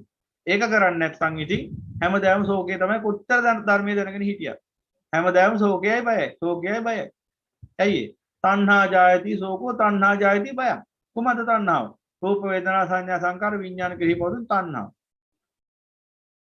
එහෙනම් ඔන්න ඔය විදිහට ශෝකේ බය පහ කරගෙන ගමනේ යන්න පුළුවන්කම අපිට ලැබෙයි. ඉතින් ඔහම යනකොට එන්න ශෝකේ බය අඩු වෙලා හරියට මොහොතේ ගැඹුරු දියමිදලා ගොඩ බිමට පීනගෙන එනවා. දැන් ටික ගැඹුරු අඩු වෙලා එක මොහොතකදී ඔබට මේ වෙරළේ එහෙම නැත්නම් මේ පොළොවේ පය ගැටෙන වෙලාවක් එනවා. ඊයින් පස්සේ ඔබට තේරෙයි මොහොතින් මොහොත ගොඩ බිමටයි එන්නේ. එන්නේ ජලතලයේ පහළ යනවා. ගොඩ බිම මතු වෙනවා. කොහොම ඇවිල්ලා අන්තිමට ජලයෙන් ඉවතටම ඇවිල්ලා ගොඩ බිමටම සේදු වෙන වෙලාවක් එයි. ඉතින් ඒ මොහොත කොයි වෙලාවෙද කියලා මොහොත මැද ඉඳගෙන හිතන්න යන්න එපා.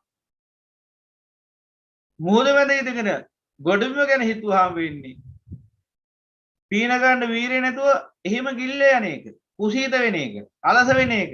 කවද යන්නද මේ ගමන මෙහෙම කියලා. එහෙම හිතන්න එපා.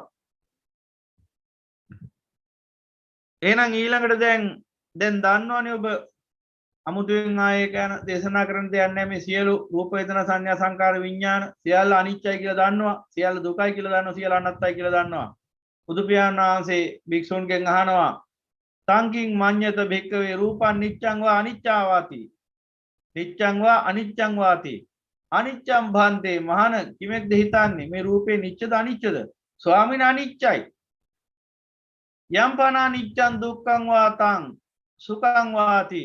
දුක්ඛං භන්තේ යමක් අනිච්ච නම් එය දුකද සැපද මහාන? දුකයි ස්වාමීන්. යම් පන අනිච්ඡං දුක්ඛං විපරිණාම ධම්මං කල්ලන්නූතං සමනුපස්සිතුං ඒතං මම ඒසෝ හමස්මින් ඒසෝ මේ අත්තාති මහණේ යමක් අනිච්ච නම් යමක් දුක නම් යමක් විපරිණාම ධම්ම නම් ඒ කියන්නේ විනාශය කරා පෙරලෙන ස්වභාවය ඇති ධර්මයක් නම් එය මම යනුවෙන් මගේ යනුවෙන් සිතා බැලිය යුත්තක්ද? ඒ කියන්නේ මම යනුවෙන් මගේ යනුවෙන් ගත හැක්කක්ද? මගේ යනුවෙන් ඒ තමයි මගේ යනුවෙන් ඒසෝ අමස්මි මම යනුවෙන් ඒසෝ මේ අත්තාති මගේ ආත්මය යනුවෙන් ගත හැක්කක්ද? එහෙම ගන්න පුළුවන්ද කියලා බුදු පියාණන් වහන්සේ ආන්නේ. යම් පනානිච්චං දුක්ඛං විපරිණාම ධම්මං කල්ලන් නූතං සමුනුපස්සිතුං ඒතම් මම ඒසෝ හමස්මි ඒසෝ මේ අත්තාති නෝ හේතම් බන්තේ. අන්නේ විදිහට දිගට මහානව දැන් රූපය ඔය විදිහට අනිච්චයි. දැන් මහාන මේ යම්කිසි රූපයක් තියෙන ඒ රූපේ නිච්චද අනිච්චද? ස්වාමීනි අනිච්චයි. එහෙනම් මහණී අනිච්ච රූපය සැපද දුකද? කිමෙක්ද හිතෙන්නේ? ස්වාමීනි දුකයි. එහෙනම් ඒකාන්තේ. මහණේ නම් ඒ රූපේ අනිච්ච නම් දුක්ඛ නම් විපරිණාම ධම්ම නම් විනාශය කරා පරිවර්තනය වෙලා අහිමි වෙලා යන දෙයක් නම් ඒ රූපය මගේ යනුවෙන් මම යනුවෙන් මගේ ආත්මය යනුවෙන් ගත හැක්කක්ද කියලා බුදු පියාණන් වහන්සේ අහනවා. එතකොට භික්ෂුන් වහන්සේලා දෙන උත්තරේ නොහේතම් භන්තේ එසේ ගත නොහැකි ස්වාමීනි. මේ විදිහටම වේදනා නිච්ඡං වා අනිච්ඡං වාති අනිච්ඡං භන්තේ සංඥා නිච්ඡං වා අනිච්ඡං වාති අනිච්ඡං භන්තේ සංඛාරා නිච්ඡං වා අනිච්ඡං වාති අනිච්ඡං භන්තේ විඥානං නිච්ඡං වා අනිච්ඡං වාති අනිච්ඡං භන්තේ යද නිච්ඡං තන් දුක්ඛං යන් දුක්ඛං තදනත්තා යම් පනා නිච්ඡං දුක්ඛං යන් දුක්ඛං තදනත්තා. එහෙනම් හිතන්න ඕන නේතමම නේසෝ හමස්මි නමිසෝ අත්තාති යනාදී වශයෙන් හිතන්න ඕන මේ රූප වේදනා සංඥා සංකාර විඥාන කිසිවක් මගේ නොවේයි මම නොවේයි මගේ ආත්මය වශයෙන් සැලකිය නොහැකි කියලා නුවණින් දකින්න ඕන. දිගින් දිගට මේ විදිහට අනුපස්සනා කරන්න ඕන. දැන් ඔබට මේ දහම් දේශනාව ඇතුලේ දහම් ව්‍යාකරණ රසක් මතුවෙනවා. ඒ හැම එකක්ම අඩු වැඩි වශයෙන් අහලා අවබෝධ කරගෙන ධාරණය කරගෙන Tamanට ගැළපෙන ආකාරයකින් හිතන්න පටන් ගන්න. ගැළවිලා යන ක්‍රම දහසක් පෙන්නනවා සම්මා සම්බුදු පියාණන් වහන්සේ. කොමන හෝ මාර්ගයකින් මේ සසර දුකෙන් මේ භයානක මේ කෙලෙස් වනාන්තරයෙන් එළියට පැන ගන්න එක අපි කරන්න ඕන. ඒ නිසා Tamanට පහසුම මාර්ගයකින් ඉවතට යන්න. කොයි විදිහට ගියත් අවසානයේ නිර්වාණය නැමැති මහා මාර්ගයටයි වැටෙන්නේ. එහෙනම් ওই විදිහට හිතන්න ඕන. ඒ ගැන මීට ඉස්සෙල්ලා දේශනා කරන නිසා මම ආයි කියන්න යන්නේ නැහැ.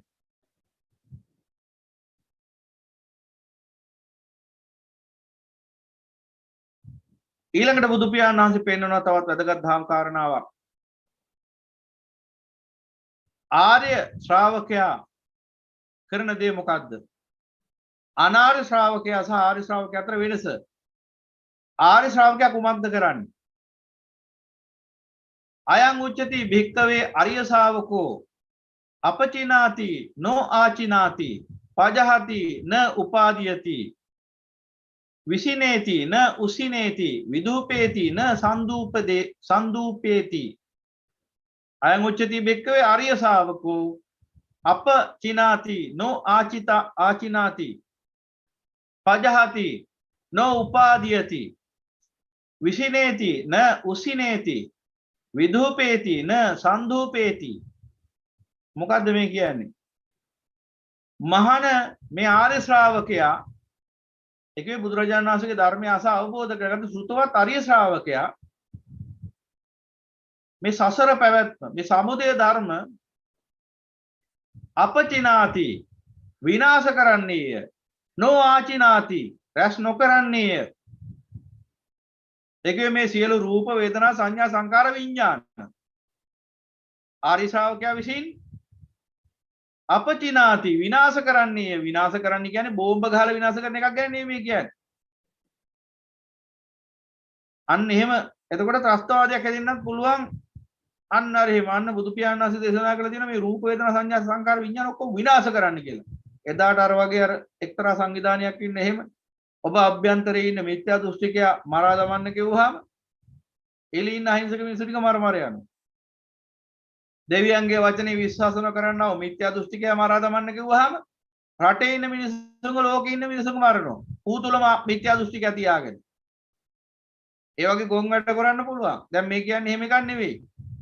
ආර්ය ශ්‍රාවකයා රූපේ වනසන්නේ අපජිනාතික රූපේ වනසනවා කිව්වේ.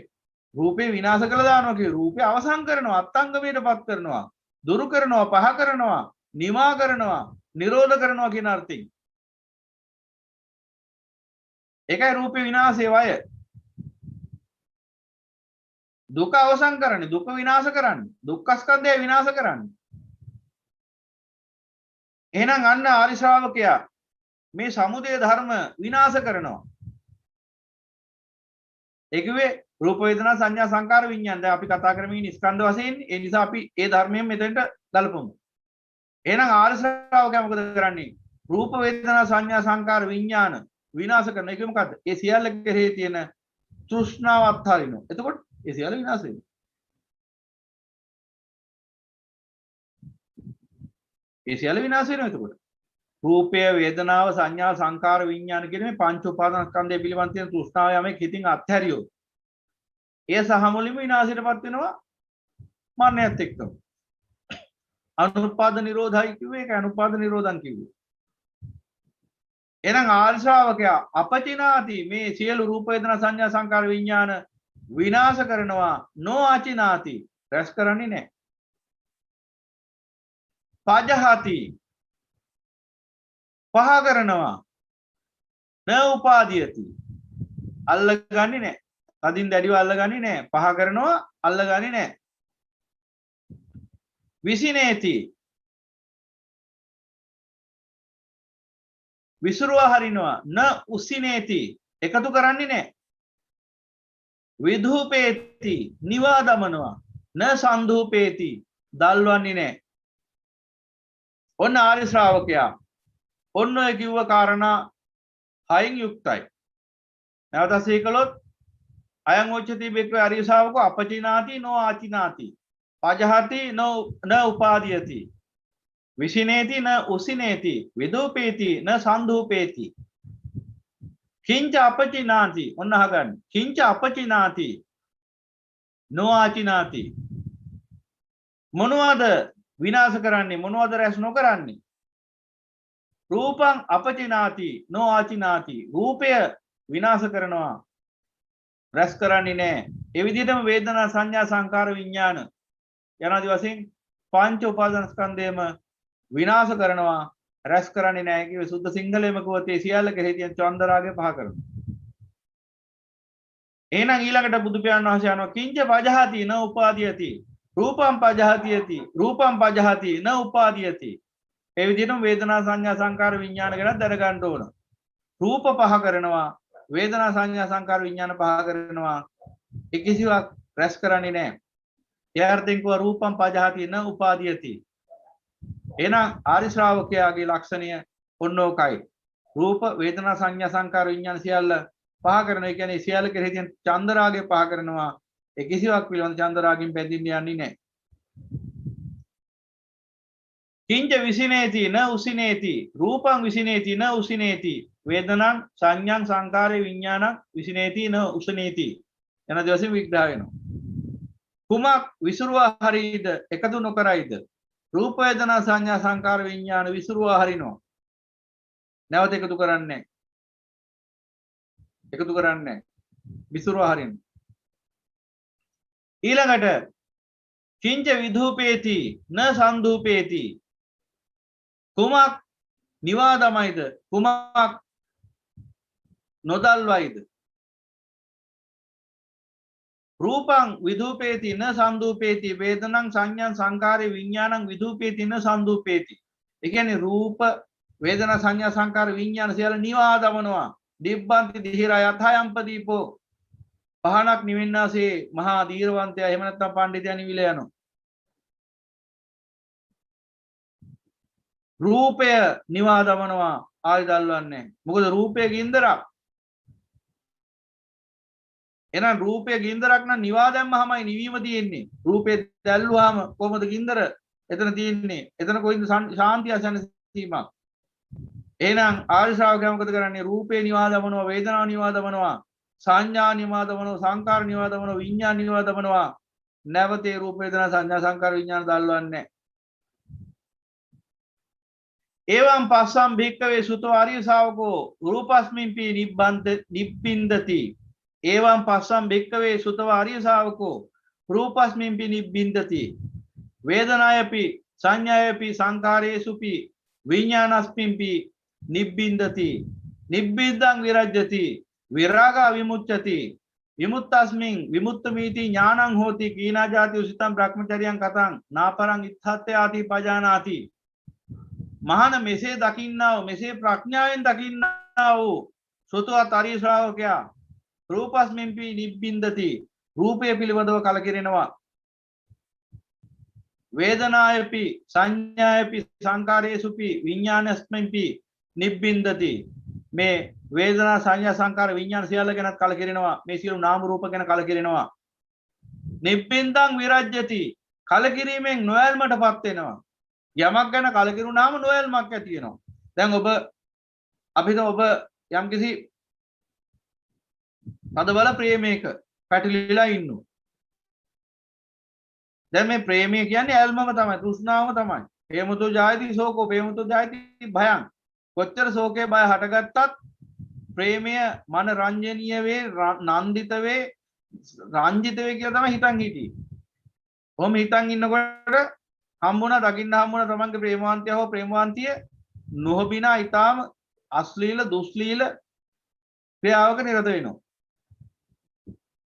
කොහොමාරි දකින්න ලැබුණා මොන විදිහින් හරි අන්තර්ජාලයෙන් හරි දකින්න හම්බුණා මෙන්න තමන්ගේ පෙම්වතියගේ හෝ පෙම්වතාගේ හපංකම්. දැන් මොකද වෙන්නේ?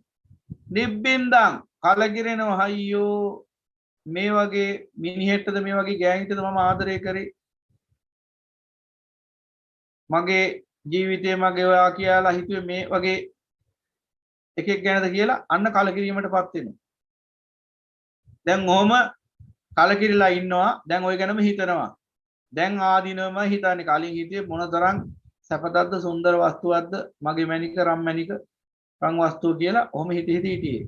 දැන් දකින්න හම්බෙන මොනතරම් නීචද ජඩද තුච්ඡද නින්දිතද අශ්ලීලද දුස්සීලද දුස්සීලද ඔක්කොම ටික දැන් සිහි කරන්න පටන් ගත්තා. දැන් අනිත් පැත්තට හිතෙන්නේ. දැන් කලින් කොහොමද හිටියේ? කලින් හිටියේ අර විදිහටම තමයි. මොනතරම් වාසනාවක්ද භාග්‍යයක්ද යන ආදි වශයෙන්. දැන් අනිත් පැත්තට මොනතරම් අවාසනාවක්ද මොනතරම් අභාග්‍යයක්ද යන ආදි වශයෙන්. දැන් අනිත් පැත්තට හිතනකොට මොකද වෙන්නේ? නිබ්බින්දා කලකිරිලා දැන්. කලකිරිලා. දැන් කලකිරිනවා. දැන් කලින් හිතන් හිටියේ මේ ප්‍රේමේ නැත්තම් මම මැරෙනවා. මම ඉපදුනේ මේ ප්‍රේමයේ විඳින්නමයි. ඔබ නිසාමයි මං උපන්නේ කියලා සින්දුත් කිව්වා ඊට පස්සේ. ඔබ නැත්තම් මම මැරෙනවා. එක වලේ පැනලා අපි දෙන්න මැරෙමු. වසබොමු. එකට එක පෙට්ටියේ සැතපෙලා යමු. යනාදි වශයෙන් ප්‍රේමය නිසා අන්ධ වෙලා මුලාවෙන් මුලාවටපත් වෙලා හිටියේ. මේ ප්‍රේමය නැත්නම් මේ සංසාර ගමනේම අර්ථයක් නැහැ වගේ අදහසකයි හිටියේ. ඒ කියන්නේ මේ සංසාරේ වසර කෝටි ගාණක් තිස්සේ පාරමිතා පිරුවේ මේ ප්‍රේමය උදෙසායි කියලා හිතන් හිටියේ. එහෙම හිතාගෙන තමයි ප්‍රේම කළේ. එහෙම ඉන්නකොට තමයි ওই සංසිද්ධිය සිද්ධ වුනේ. දැන් මොකෝ උනේ? දැන් නම් ওই වගේ ප්‍රේමයක් මගේ බල්ලටවත් එපා කියලා දැන් කලකිරිලා ඉන්නේ. දැන් ওই ගැනම හිතනවා. දැන් ওই ගැනම හිතනකොට මොකද වෙන්නේ? නිබ්බින්දා කලකිරිලා හොඳටම දැන් විරජ්ජා. දැන් මොකද වෙන්නේ? විරජ්‍යති. ඒ ගැන තීජ ඇල්ම නැති වෙලා යනවා. නිබ්බින්දං විරජ්‍යති. විරාගා විමුච්ඡති. දැන් මේ විදිහට ඒ සම්බන්ධයෙන් තියෙන ඇල්ම දුර වෙලා ගියාම විමුච්ඡති නිදහස් වෙනවා හිත. දැන් කලින් උදේ දවල් රැයක් නැතුව ප්‍රේමයමයි ප්‍රේමයමයි ප්‍රේමයමයි කාණ්ඩ පොණ්ඩ වැසිකිලියන්වත් වෙලාවක් තිබුණේ නැහැ. පුදුම තරම් ප්‍රේමයක බැඳිලා හිටියේ. අම්මා තාත්තා කියන වචනයක් ඇහුන්නේ නැහැ. මෙලෝ සිහියක් තිබුණේ නැහැ. දැන් ඔහොමනේ තිබුණේ. ඒ නිසා හිතට නිදහසක් කියලා එකක් අංශු මාත්‍රයක් තිබුණේ නැහැ. ඒ වගේ දවසක උතුම් වූ කල්යාණ මිත්‍රයෙක් ඇවිල්ලා වරින් යන්න බණක් අහන්න මෙන්න මේ බණහපන් කියලා කිව්වා නම් මේ මිත්‍රයා සම්බන්ධනුත් ඇතුළේ මහ පුදුමාකාර දේශයක්. මෙයා කයනවා මගේ ප්‍රේමේ කඩා හිරවන්නේ කියලා. අර කල්යාණ මිත්‍රයාව අතර අකුසෙක් යක්ෂයෙක් වගේ පෙවුනේ. ඔහොම හිටියේ. ඒ නිසා සිතට අහු වෙලා සිතේ වහලෙක් වෙලා කිසිම නිදහසක් තිබුණේ නැහැ. මං කිව්වේ කාණ්ඩ බොණ්ඩ වැසිකිළියන්නවත් නිදහසක් තිබුණේ නැහැ. ඒ තරම් වහල් වෙලා හිටියේ හිතට. ඒ තරම් වහලෙක් වෙලා හිටියේ හිතේ. හිත කියන ඕන නින්දිත වැඩක් කරන්න ලෑස්ති වෙලා හිටියේ. හිතේ මහා වහලෙක්. දැන් මොකද වුනේ? අර සිදුවීමත් එක්ක දැන් ආදීනව මෙනෙහි කරන්න ගත්තා. දන්නේම නැතුව මේක සිද්ධ වෙන්නේ ඉතින්. ධර්මයේ දැනගත්තා නම් සංසාර දුකෙම නිදහස් වෙනවා. ඊට පස්සේ මොකද වෙන්නේ? දැන් ඔන්න කලකිරීමටපත් වුණා. කලකිරීමෙන් මොකද වුනේ? අර ආදරය, සෙනෙහස, ප්‍රේමය නැති වෙලා ගියා. ඇල්ම දුරු වුණා. ඊට පස්සේ මොකද වුනේ? විමුච්ඡති. හිත නිදහස් වුණා. ඒ ප්‍රේමයෙන්, ඒ මරාලෙන්, ඒ භයානක සංසාර ගැටි. හැබැයි වැඩේ තියෙන්නේ ඒක බොහෝම తాවකාලික විමුක්තියක්. මොකද ඒ අවබෝධය යථාබෝධයක් නොවන නිසා. දෙකියුවේ ඒ ඇත්ත දැනගෙන නිවෙසේ නිදහස් වුණා. අර සිදුවීම නිසා. ඒ සිදුවීම නොවන්නට අදටත් ඒ ප්‍රේමෙ බැඳලා ඉන්නේ.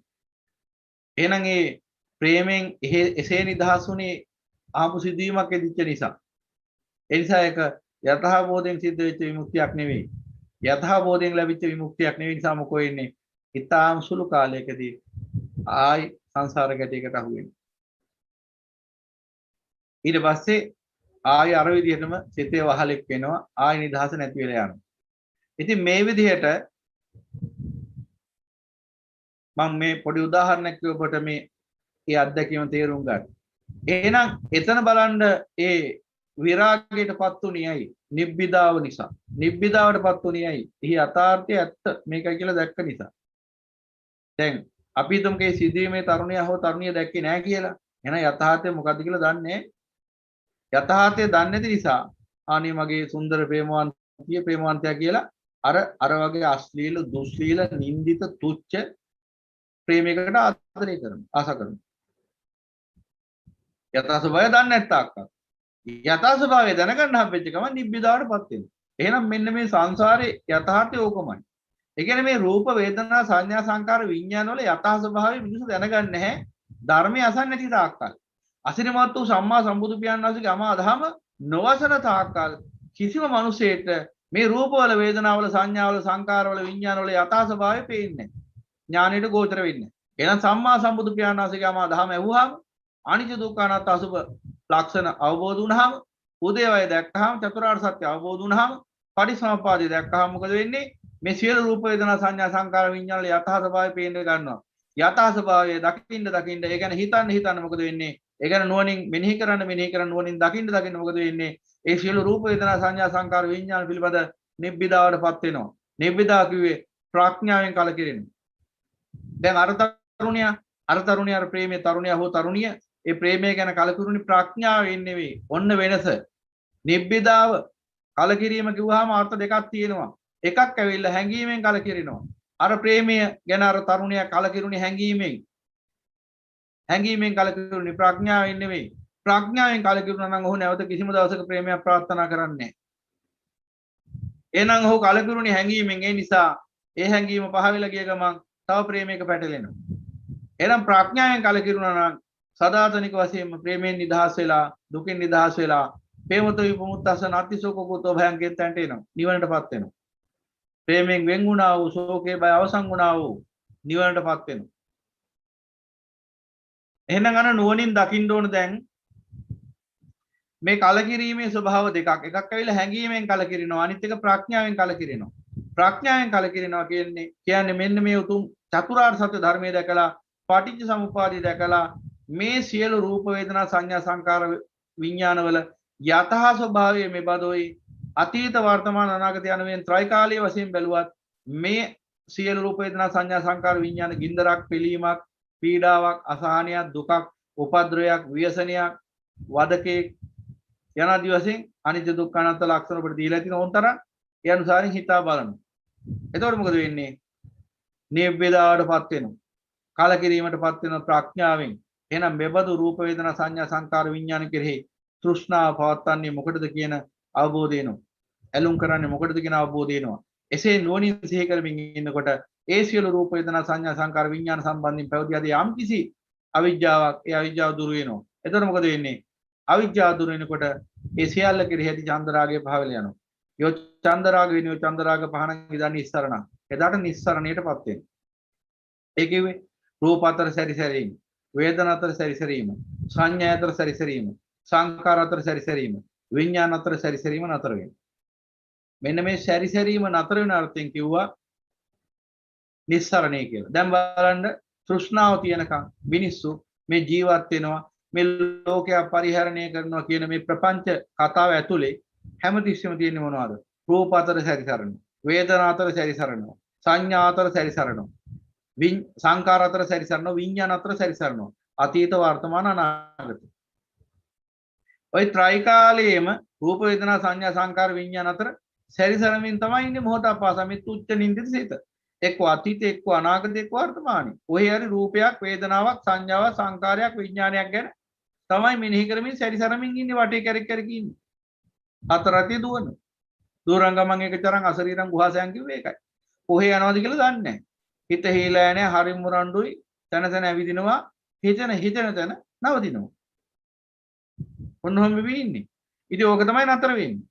දැන් ඔය හිත හීලා නැහැ හරි මුරණ්ඩුයි හිතන තන ඇවිදිනවා කියන්න ඕනේ.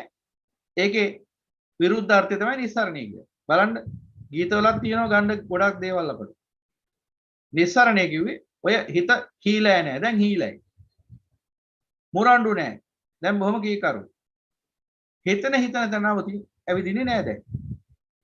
හිතන තන ඇවිදින්නෙත් නැහැ නවතින්නෙත් නැහැ. මොකද දැන් ඇවිදින්න තරක් නැහැ. දැන් කොහේ කියලා යන්නද?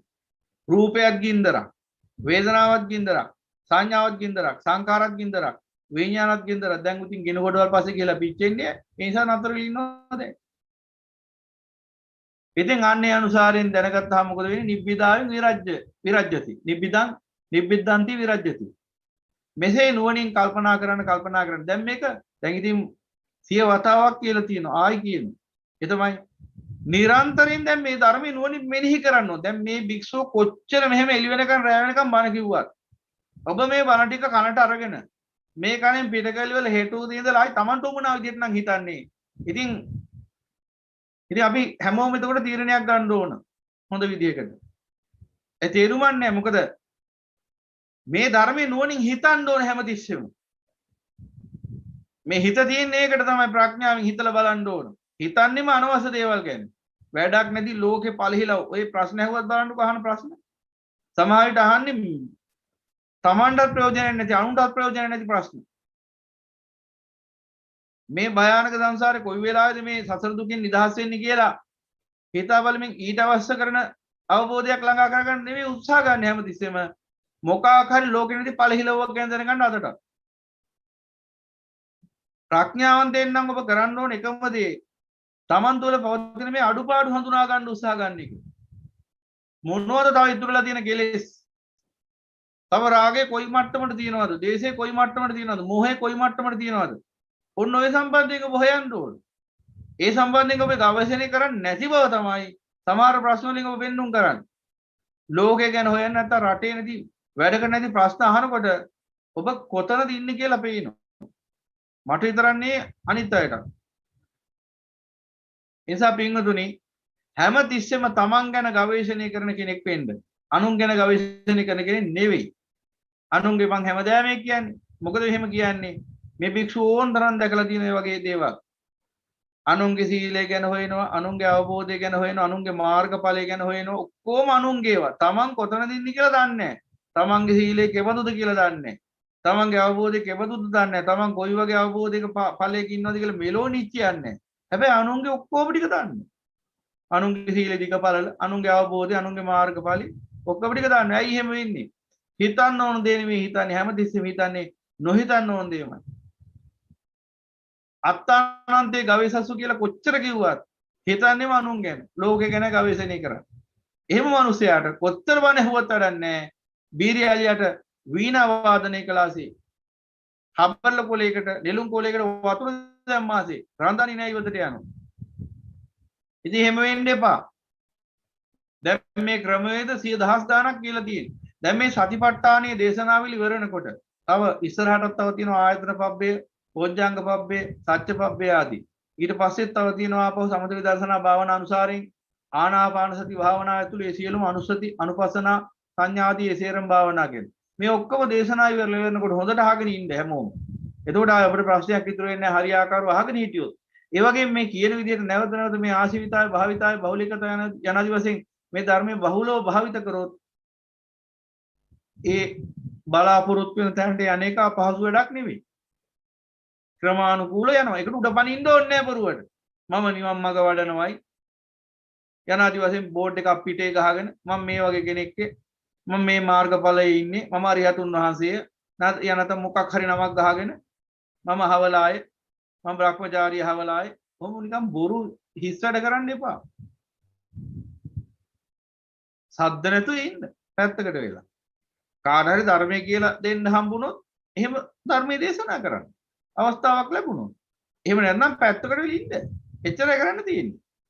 මේ අමුතුවේ මේ ලෝකේ අල්ලගෙන දඟලගෙන නිකන් අමුතු කොඩියක් ඉස්සරහා ගාගෙන තියනවනේ ඒ කාලේ මිනිස්සුන්ගේ තිබුණා තිරිතක් සල්ලි තියන රුපියල් ලක්ෂයකට වඩා ඒ කාලේ ඉංග්‍රීසි රජයෙන් අවසරයක් දීලා තියෙනවා ගේ ඉස්සරහා කොඩියක් දාන්න පුළුවන් රැජිනගේ ලක්ෂයට කොඩිය දානවා කියලා ඒකට කියනවා ලක්ෂයට කොඩිය දානවා වගේ නිවනට කොඩියක් දාගෙන ඉන්න සමහරව ඒ කියන්නේ Taman නිවන් දකින්නවා Taman නිර්වාණ ධර්මය අහනවා නිවන් මඟ වඩනවා කියලා ලෝකයට පේන්නේ හැමතිස්සෙම එක එක ක්‍රියාකාරකම්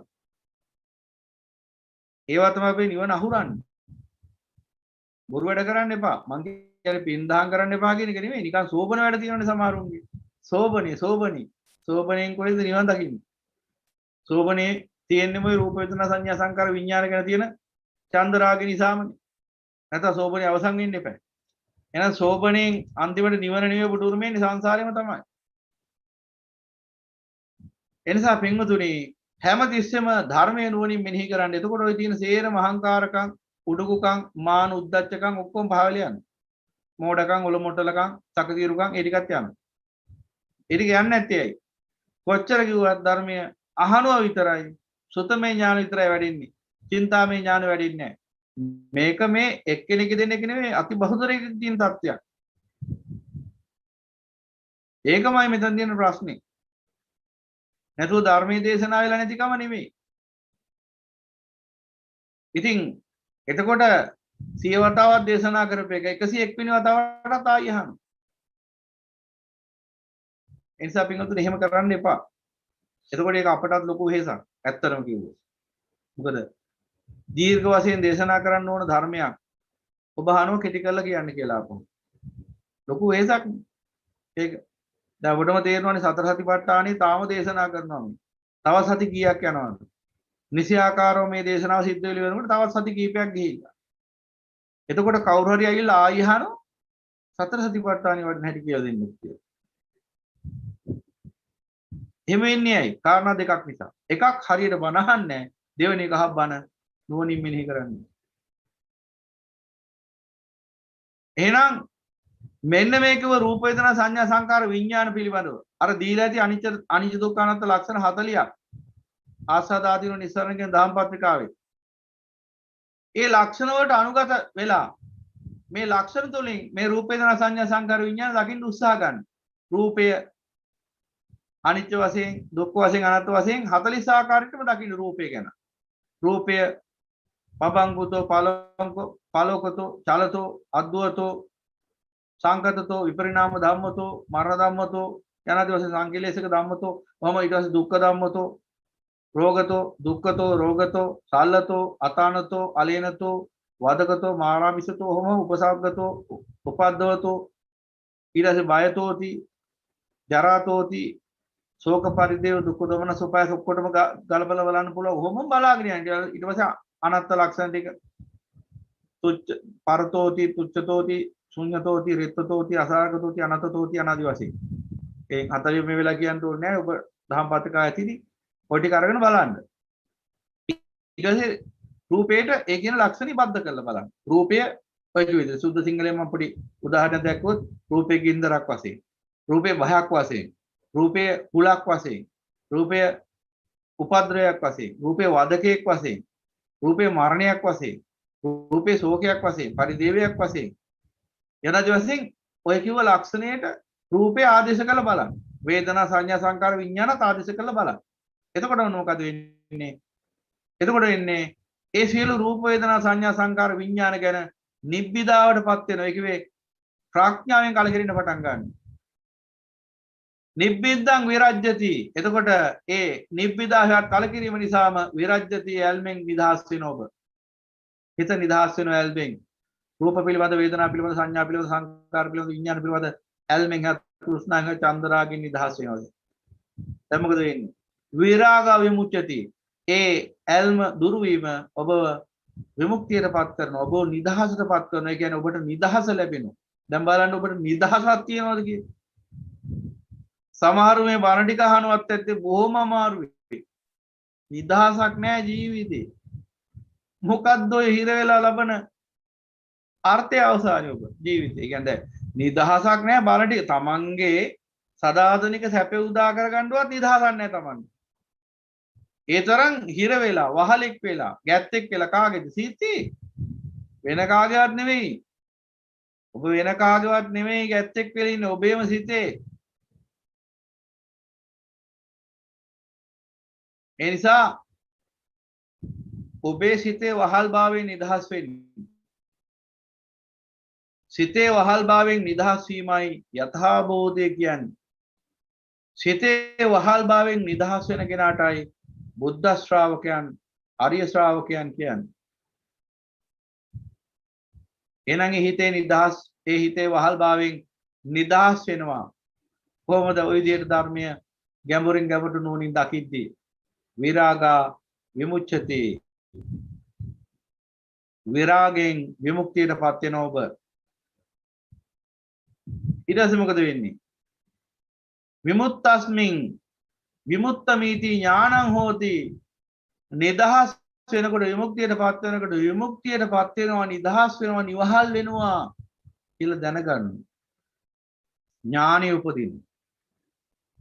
සෝවාන් පුද්ගලයාගේ ඉඳලා අරිහත් උත්තමයා දක්වාම අඩු වැඩි වශයෙන් මේ විමුක්ති ඥාන පහළ වෙනවා. හැබැයි විමුක්ති ඥානෙ පූර්ණ වෙන්නේ අරිහතුන් වහන්සේ.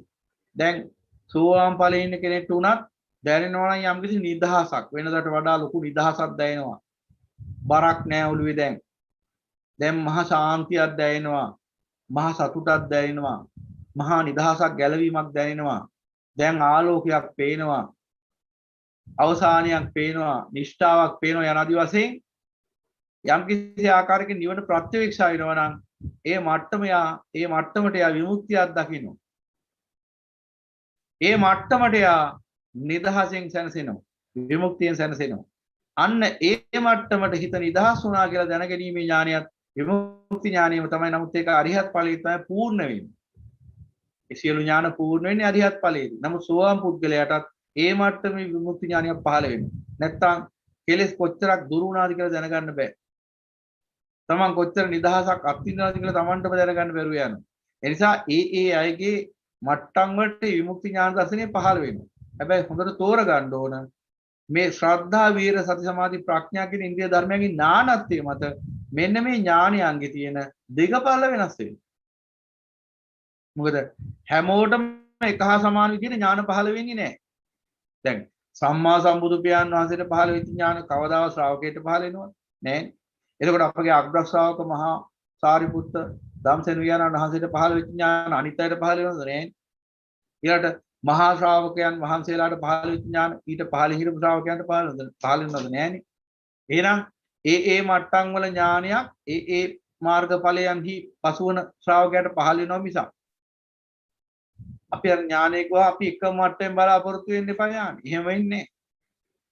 එහෙම වෙන්නේ නැහැ. මොකද පාරමිතා කියන විවිධත්වය.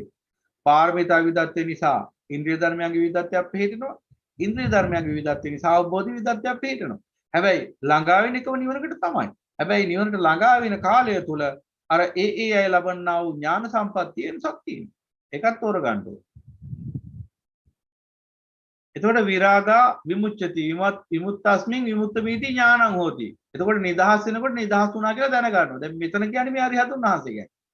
එහෙනම් අරිහතුන් වහන්සේ අන්න සම්පූර්ණයෙන්ම නිදහස් වුණා කියලා දැනගන්නවා අකුප්පා චේතෝ විමුක්ති ඥානෙ. ඒ කිව්වේ සිත කැළඹෙන්නේ නැති අරිහත් ඵල සමාධිය අකුප්පා චේතෝ විමුක්තිය. එතකොට විඥා විමුක්ති කියලා පද දෙකක් තියෙනවා. අවිඥා දුරු වුණා විඥාටපත් වෙනවා. ඊළඟට තෘෂ්ණාව දුරු වුණා විමුක්තියටපත් වෙනවා. අවිද්‍යාව දුරු වෙනකොට විද්‍යාවටපත් වෙනවා. තෘෂ්ණාව දුරු වෙනකොට විමුක්තියටපත් වෙනවා. ඔය දෙකට තමයි කිව්වේ ප්‍රඥා විමුක්තියයි චේතෝ විමුක්තියයි කියලා. ඒ දෙකම අත්දකින්න උබතෝ විමුක්ත මහරහතන් වහන්සේලා. එතකොට විද්‍යා විමුක්ති කියන ඵල දෙකත් එක්ක දසාංගයේ සමන්නාගත අරහති උච්චති කියලා අරිහත් ඵලයටපත් වෙනවා. ඉතින් අඩු වැඩි වශයෙන් ওই විද්‍යා සහ විමුක්තිය කියන දෙක එකම ඵලයක් ස්පර්ශ කළාට එකම නිවන ස්පර්ශ කළාට ඒ ඥානයන්ගේ අඩු වැඩිකම් තියෙනවා. ඒ විද්‍යා විමුක්ති ඵල දෙකට අනුකූලව තමයි සම්මා ඥාන වල අඩු වැඩිකම් තියෙන්නේ. දැන් අග්‍ර ශ්‍රාවකයන් වහන්සේට මේ මහා ඥානිය පිහිටියේ උන්වහන්සේලාද ඒ විද්‍යාව විමුක්තිය අනුව. ඉතින් මොග්ගලයන්න් වහන්සේගේ ඥාන එබඳුයි. ඔය විදිහට ගත්තාම ඒ ශ්‍රාවකයන්ගේ ඥානයන්ගේ යම්කිසි විභේදනයක් පවතින්නේ අන්නර උන්වහන්සේලාගේ පාරමිතා බලයෙන් ඒ උතුම් වූ නිවන ස්පර්ශ වෙන මොහොතේදී අරිහත් ඵලය පූර්ණ කරන මොහොතේදී කොයිතරම් මහා පාරමිතා බලයකින් ඒ කර්තව්‍ය සිද්ධ කළාද කියන කාරණාව මතයි. ඒ නිසා එහි විදත්‍යයක් පවතිනවා. සියලුම දෙනා මහ රහතන් වහන්සේලා හෝ රහතන් වහන්සේලා යනුවෙන් හැඳුන්වුණාට ඒ රහතන් වහන්සේලා තුළ පවතින ඥානයන්ගේ වෙනසක් තියෙනවා. ඒ නිසා තමයි බුදු පියාණන් වහන්සේ 80 මහා ශ්‍රාවකයන් පැනවි. නැත්තම් හැමෝම එක විදිහ වුණා නම් අමුතුවෙන් ආයි අග්‍ර ශ්‍රාවක, ဒုတိ ය ශ්‍රාවක, මහා ශ්‍රාවක කියලා පනවන්න ඕනේ නැහැ. එහෙනම් විමුක්තස්මින් ඥානං හෝති. ඊට පස්සේ මොකද දැනගන්නේ? මොකක්ද දැනගන්නේ? කීනා ಜಾති උසිතම් බ්‍රහ්මචාරියන්. කීනා ಜಾති. ಜಾති අවසන් කියලා දැනගන්නවා. උසිතම් බ්‍රහ්මචාරියන්. බ්‍රහ්මචාරියාව වැසලා අවසන්. කතං කරණීයං නාපරං ඉත්තත්ථයාති පජානාති. නැවත මේ නිවන උදෙසා මේ අත්භවයේ කළ යුත්තක් නැත කියලා දැනගන්නවා. එහෙනම් අන්න අරිහතුන් වහන්සේ ඔන්න ඔය කියන කාරණා ටික දැනගන්නවා. මොකද දැනගන්නේ?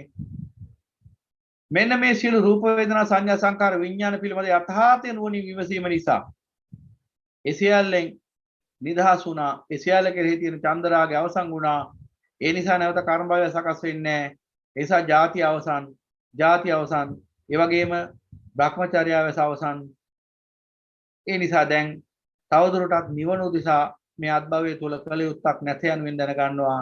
අන්න උන්වහන්සේ තමයි සදාතනික විමුක්තියට නිදහසට විවේකයට පත් උතුමන් වහන්සේ.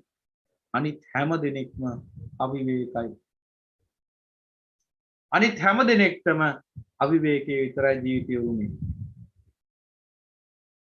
හොඳයි මං හිතන්නේ තව තියෙනවා මේ දේශනා ඉවරයක් නෑ. දැන් මෙහෙම ගියොත් මට තව සෑහෙන වෙලාවක් තිස්සේ මේ දේශනාවම කරන්න පුළුවන්කම තියෙනවා.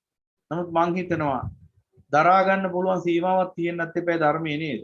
ඒ නිසා අදට ඔය ස්කන්ධ පබ්බේ ගැන දේශනා කරපු දහම් කාරණා ටික ඇති. මොකද මේ දහම් කාරණා දැන් ඔබටම තේරෙන්න ඇති මෙතෙක් මේ දේශනා වෙච්ච දහම් කාරණා ටික. ඔබගේ ධර්මාභෝධය වැඩෙන්නට ඉවහල් වෙන බව. ඒ වගේ තවත් ඉස්සරහට පෙන්වලා දෙන්න තියෙන දහම් කාරණාත් ඔබේ අවබෝධය වැඩෙන්නට උපකාර වෙන මහා වටිනා දහම් ව්‍යාකරණ. ඉතින් කාල වේලාව ඉතුරු කරගන්න කියලා දැන් මේක වේගෙන් දේශනා කරන්න ගියොත් අඩිය අඟලට තලන්න ගියොත් අපරාධේ නිකන් ඒ දහම් කාරණා වලින් මතු කරන්න තියෙන හරය මතු වෙන්නේ නැතුව යනවා. ඒ නිසා අපි මෙතෙක් මේ අහපු ධර්ම කාරණා මේ දහම් ව්‍යාකරණයන් අද හොඳින් මේ ධර්මයේ ධාරණය කරගෙන ඒ ධම් ව්‍යාකරණය හොඳින් ධාරණය කරගෙන නැවත සිහි බුද්ධියෙන් යුක්තව ප්‍රඥාවෙන් යුක්තව නුවණින් සලකා බලමින් නුවණින් සිතා බලමින් නුවණින් මෙනෙහි කරමින් නුවණින් දකිමින් වාසය කරමින් මේ උතුම් ධම්මානුපස්සනාවේ යෙදෙමින් ඒ වගේම ඊතුරු අනුපස්සනා ප්‍රගුණ කරමින් සතර සතිපට්ඨානයෙන් ප්‍රගුණ කරමින් මේ කෙලෙස් වලින් දූෂිත වෙච්ච සිත කෙලෙස් ප්‍රහාණයටපත් කරමින් විසුද්ධියටපත් කරමින් ඒ බුදුපසේ බුදු මහරහතන් වහන්සේලා සදාතනික සැපේ වශයෙන් නිවේශන සී දසවදාල ඒ පරම සුන්දර ශාන්ත ප්‍රණීතර අමා නිවනින්ම සැනසෙමි ඒකාන්ත වශයෙන්ම මේ උත්තරීතර මනුෂ්‍ය භවයේදීම සියලු රාග දේශ මොහනසමින් ඒ සදාතනික අමා නිවන් ශාන්තියම අත්කර ගනිමි මේ ජීවිතයේදීම පරිනිර්වාණයටපත් වෙමි කියන උතුම් අධිෂ්ඨානයෙන් ප්‍රාර්ථනා යුක්තව කවුරුත් හඬරක අසාදුකාරයක් පවත්වමු. साधु साधु साधु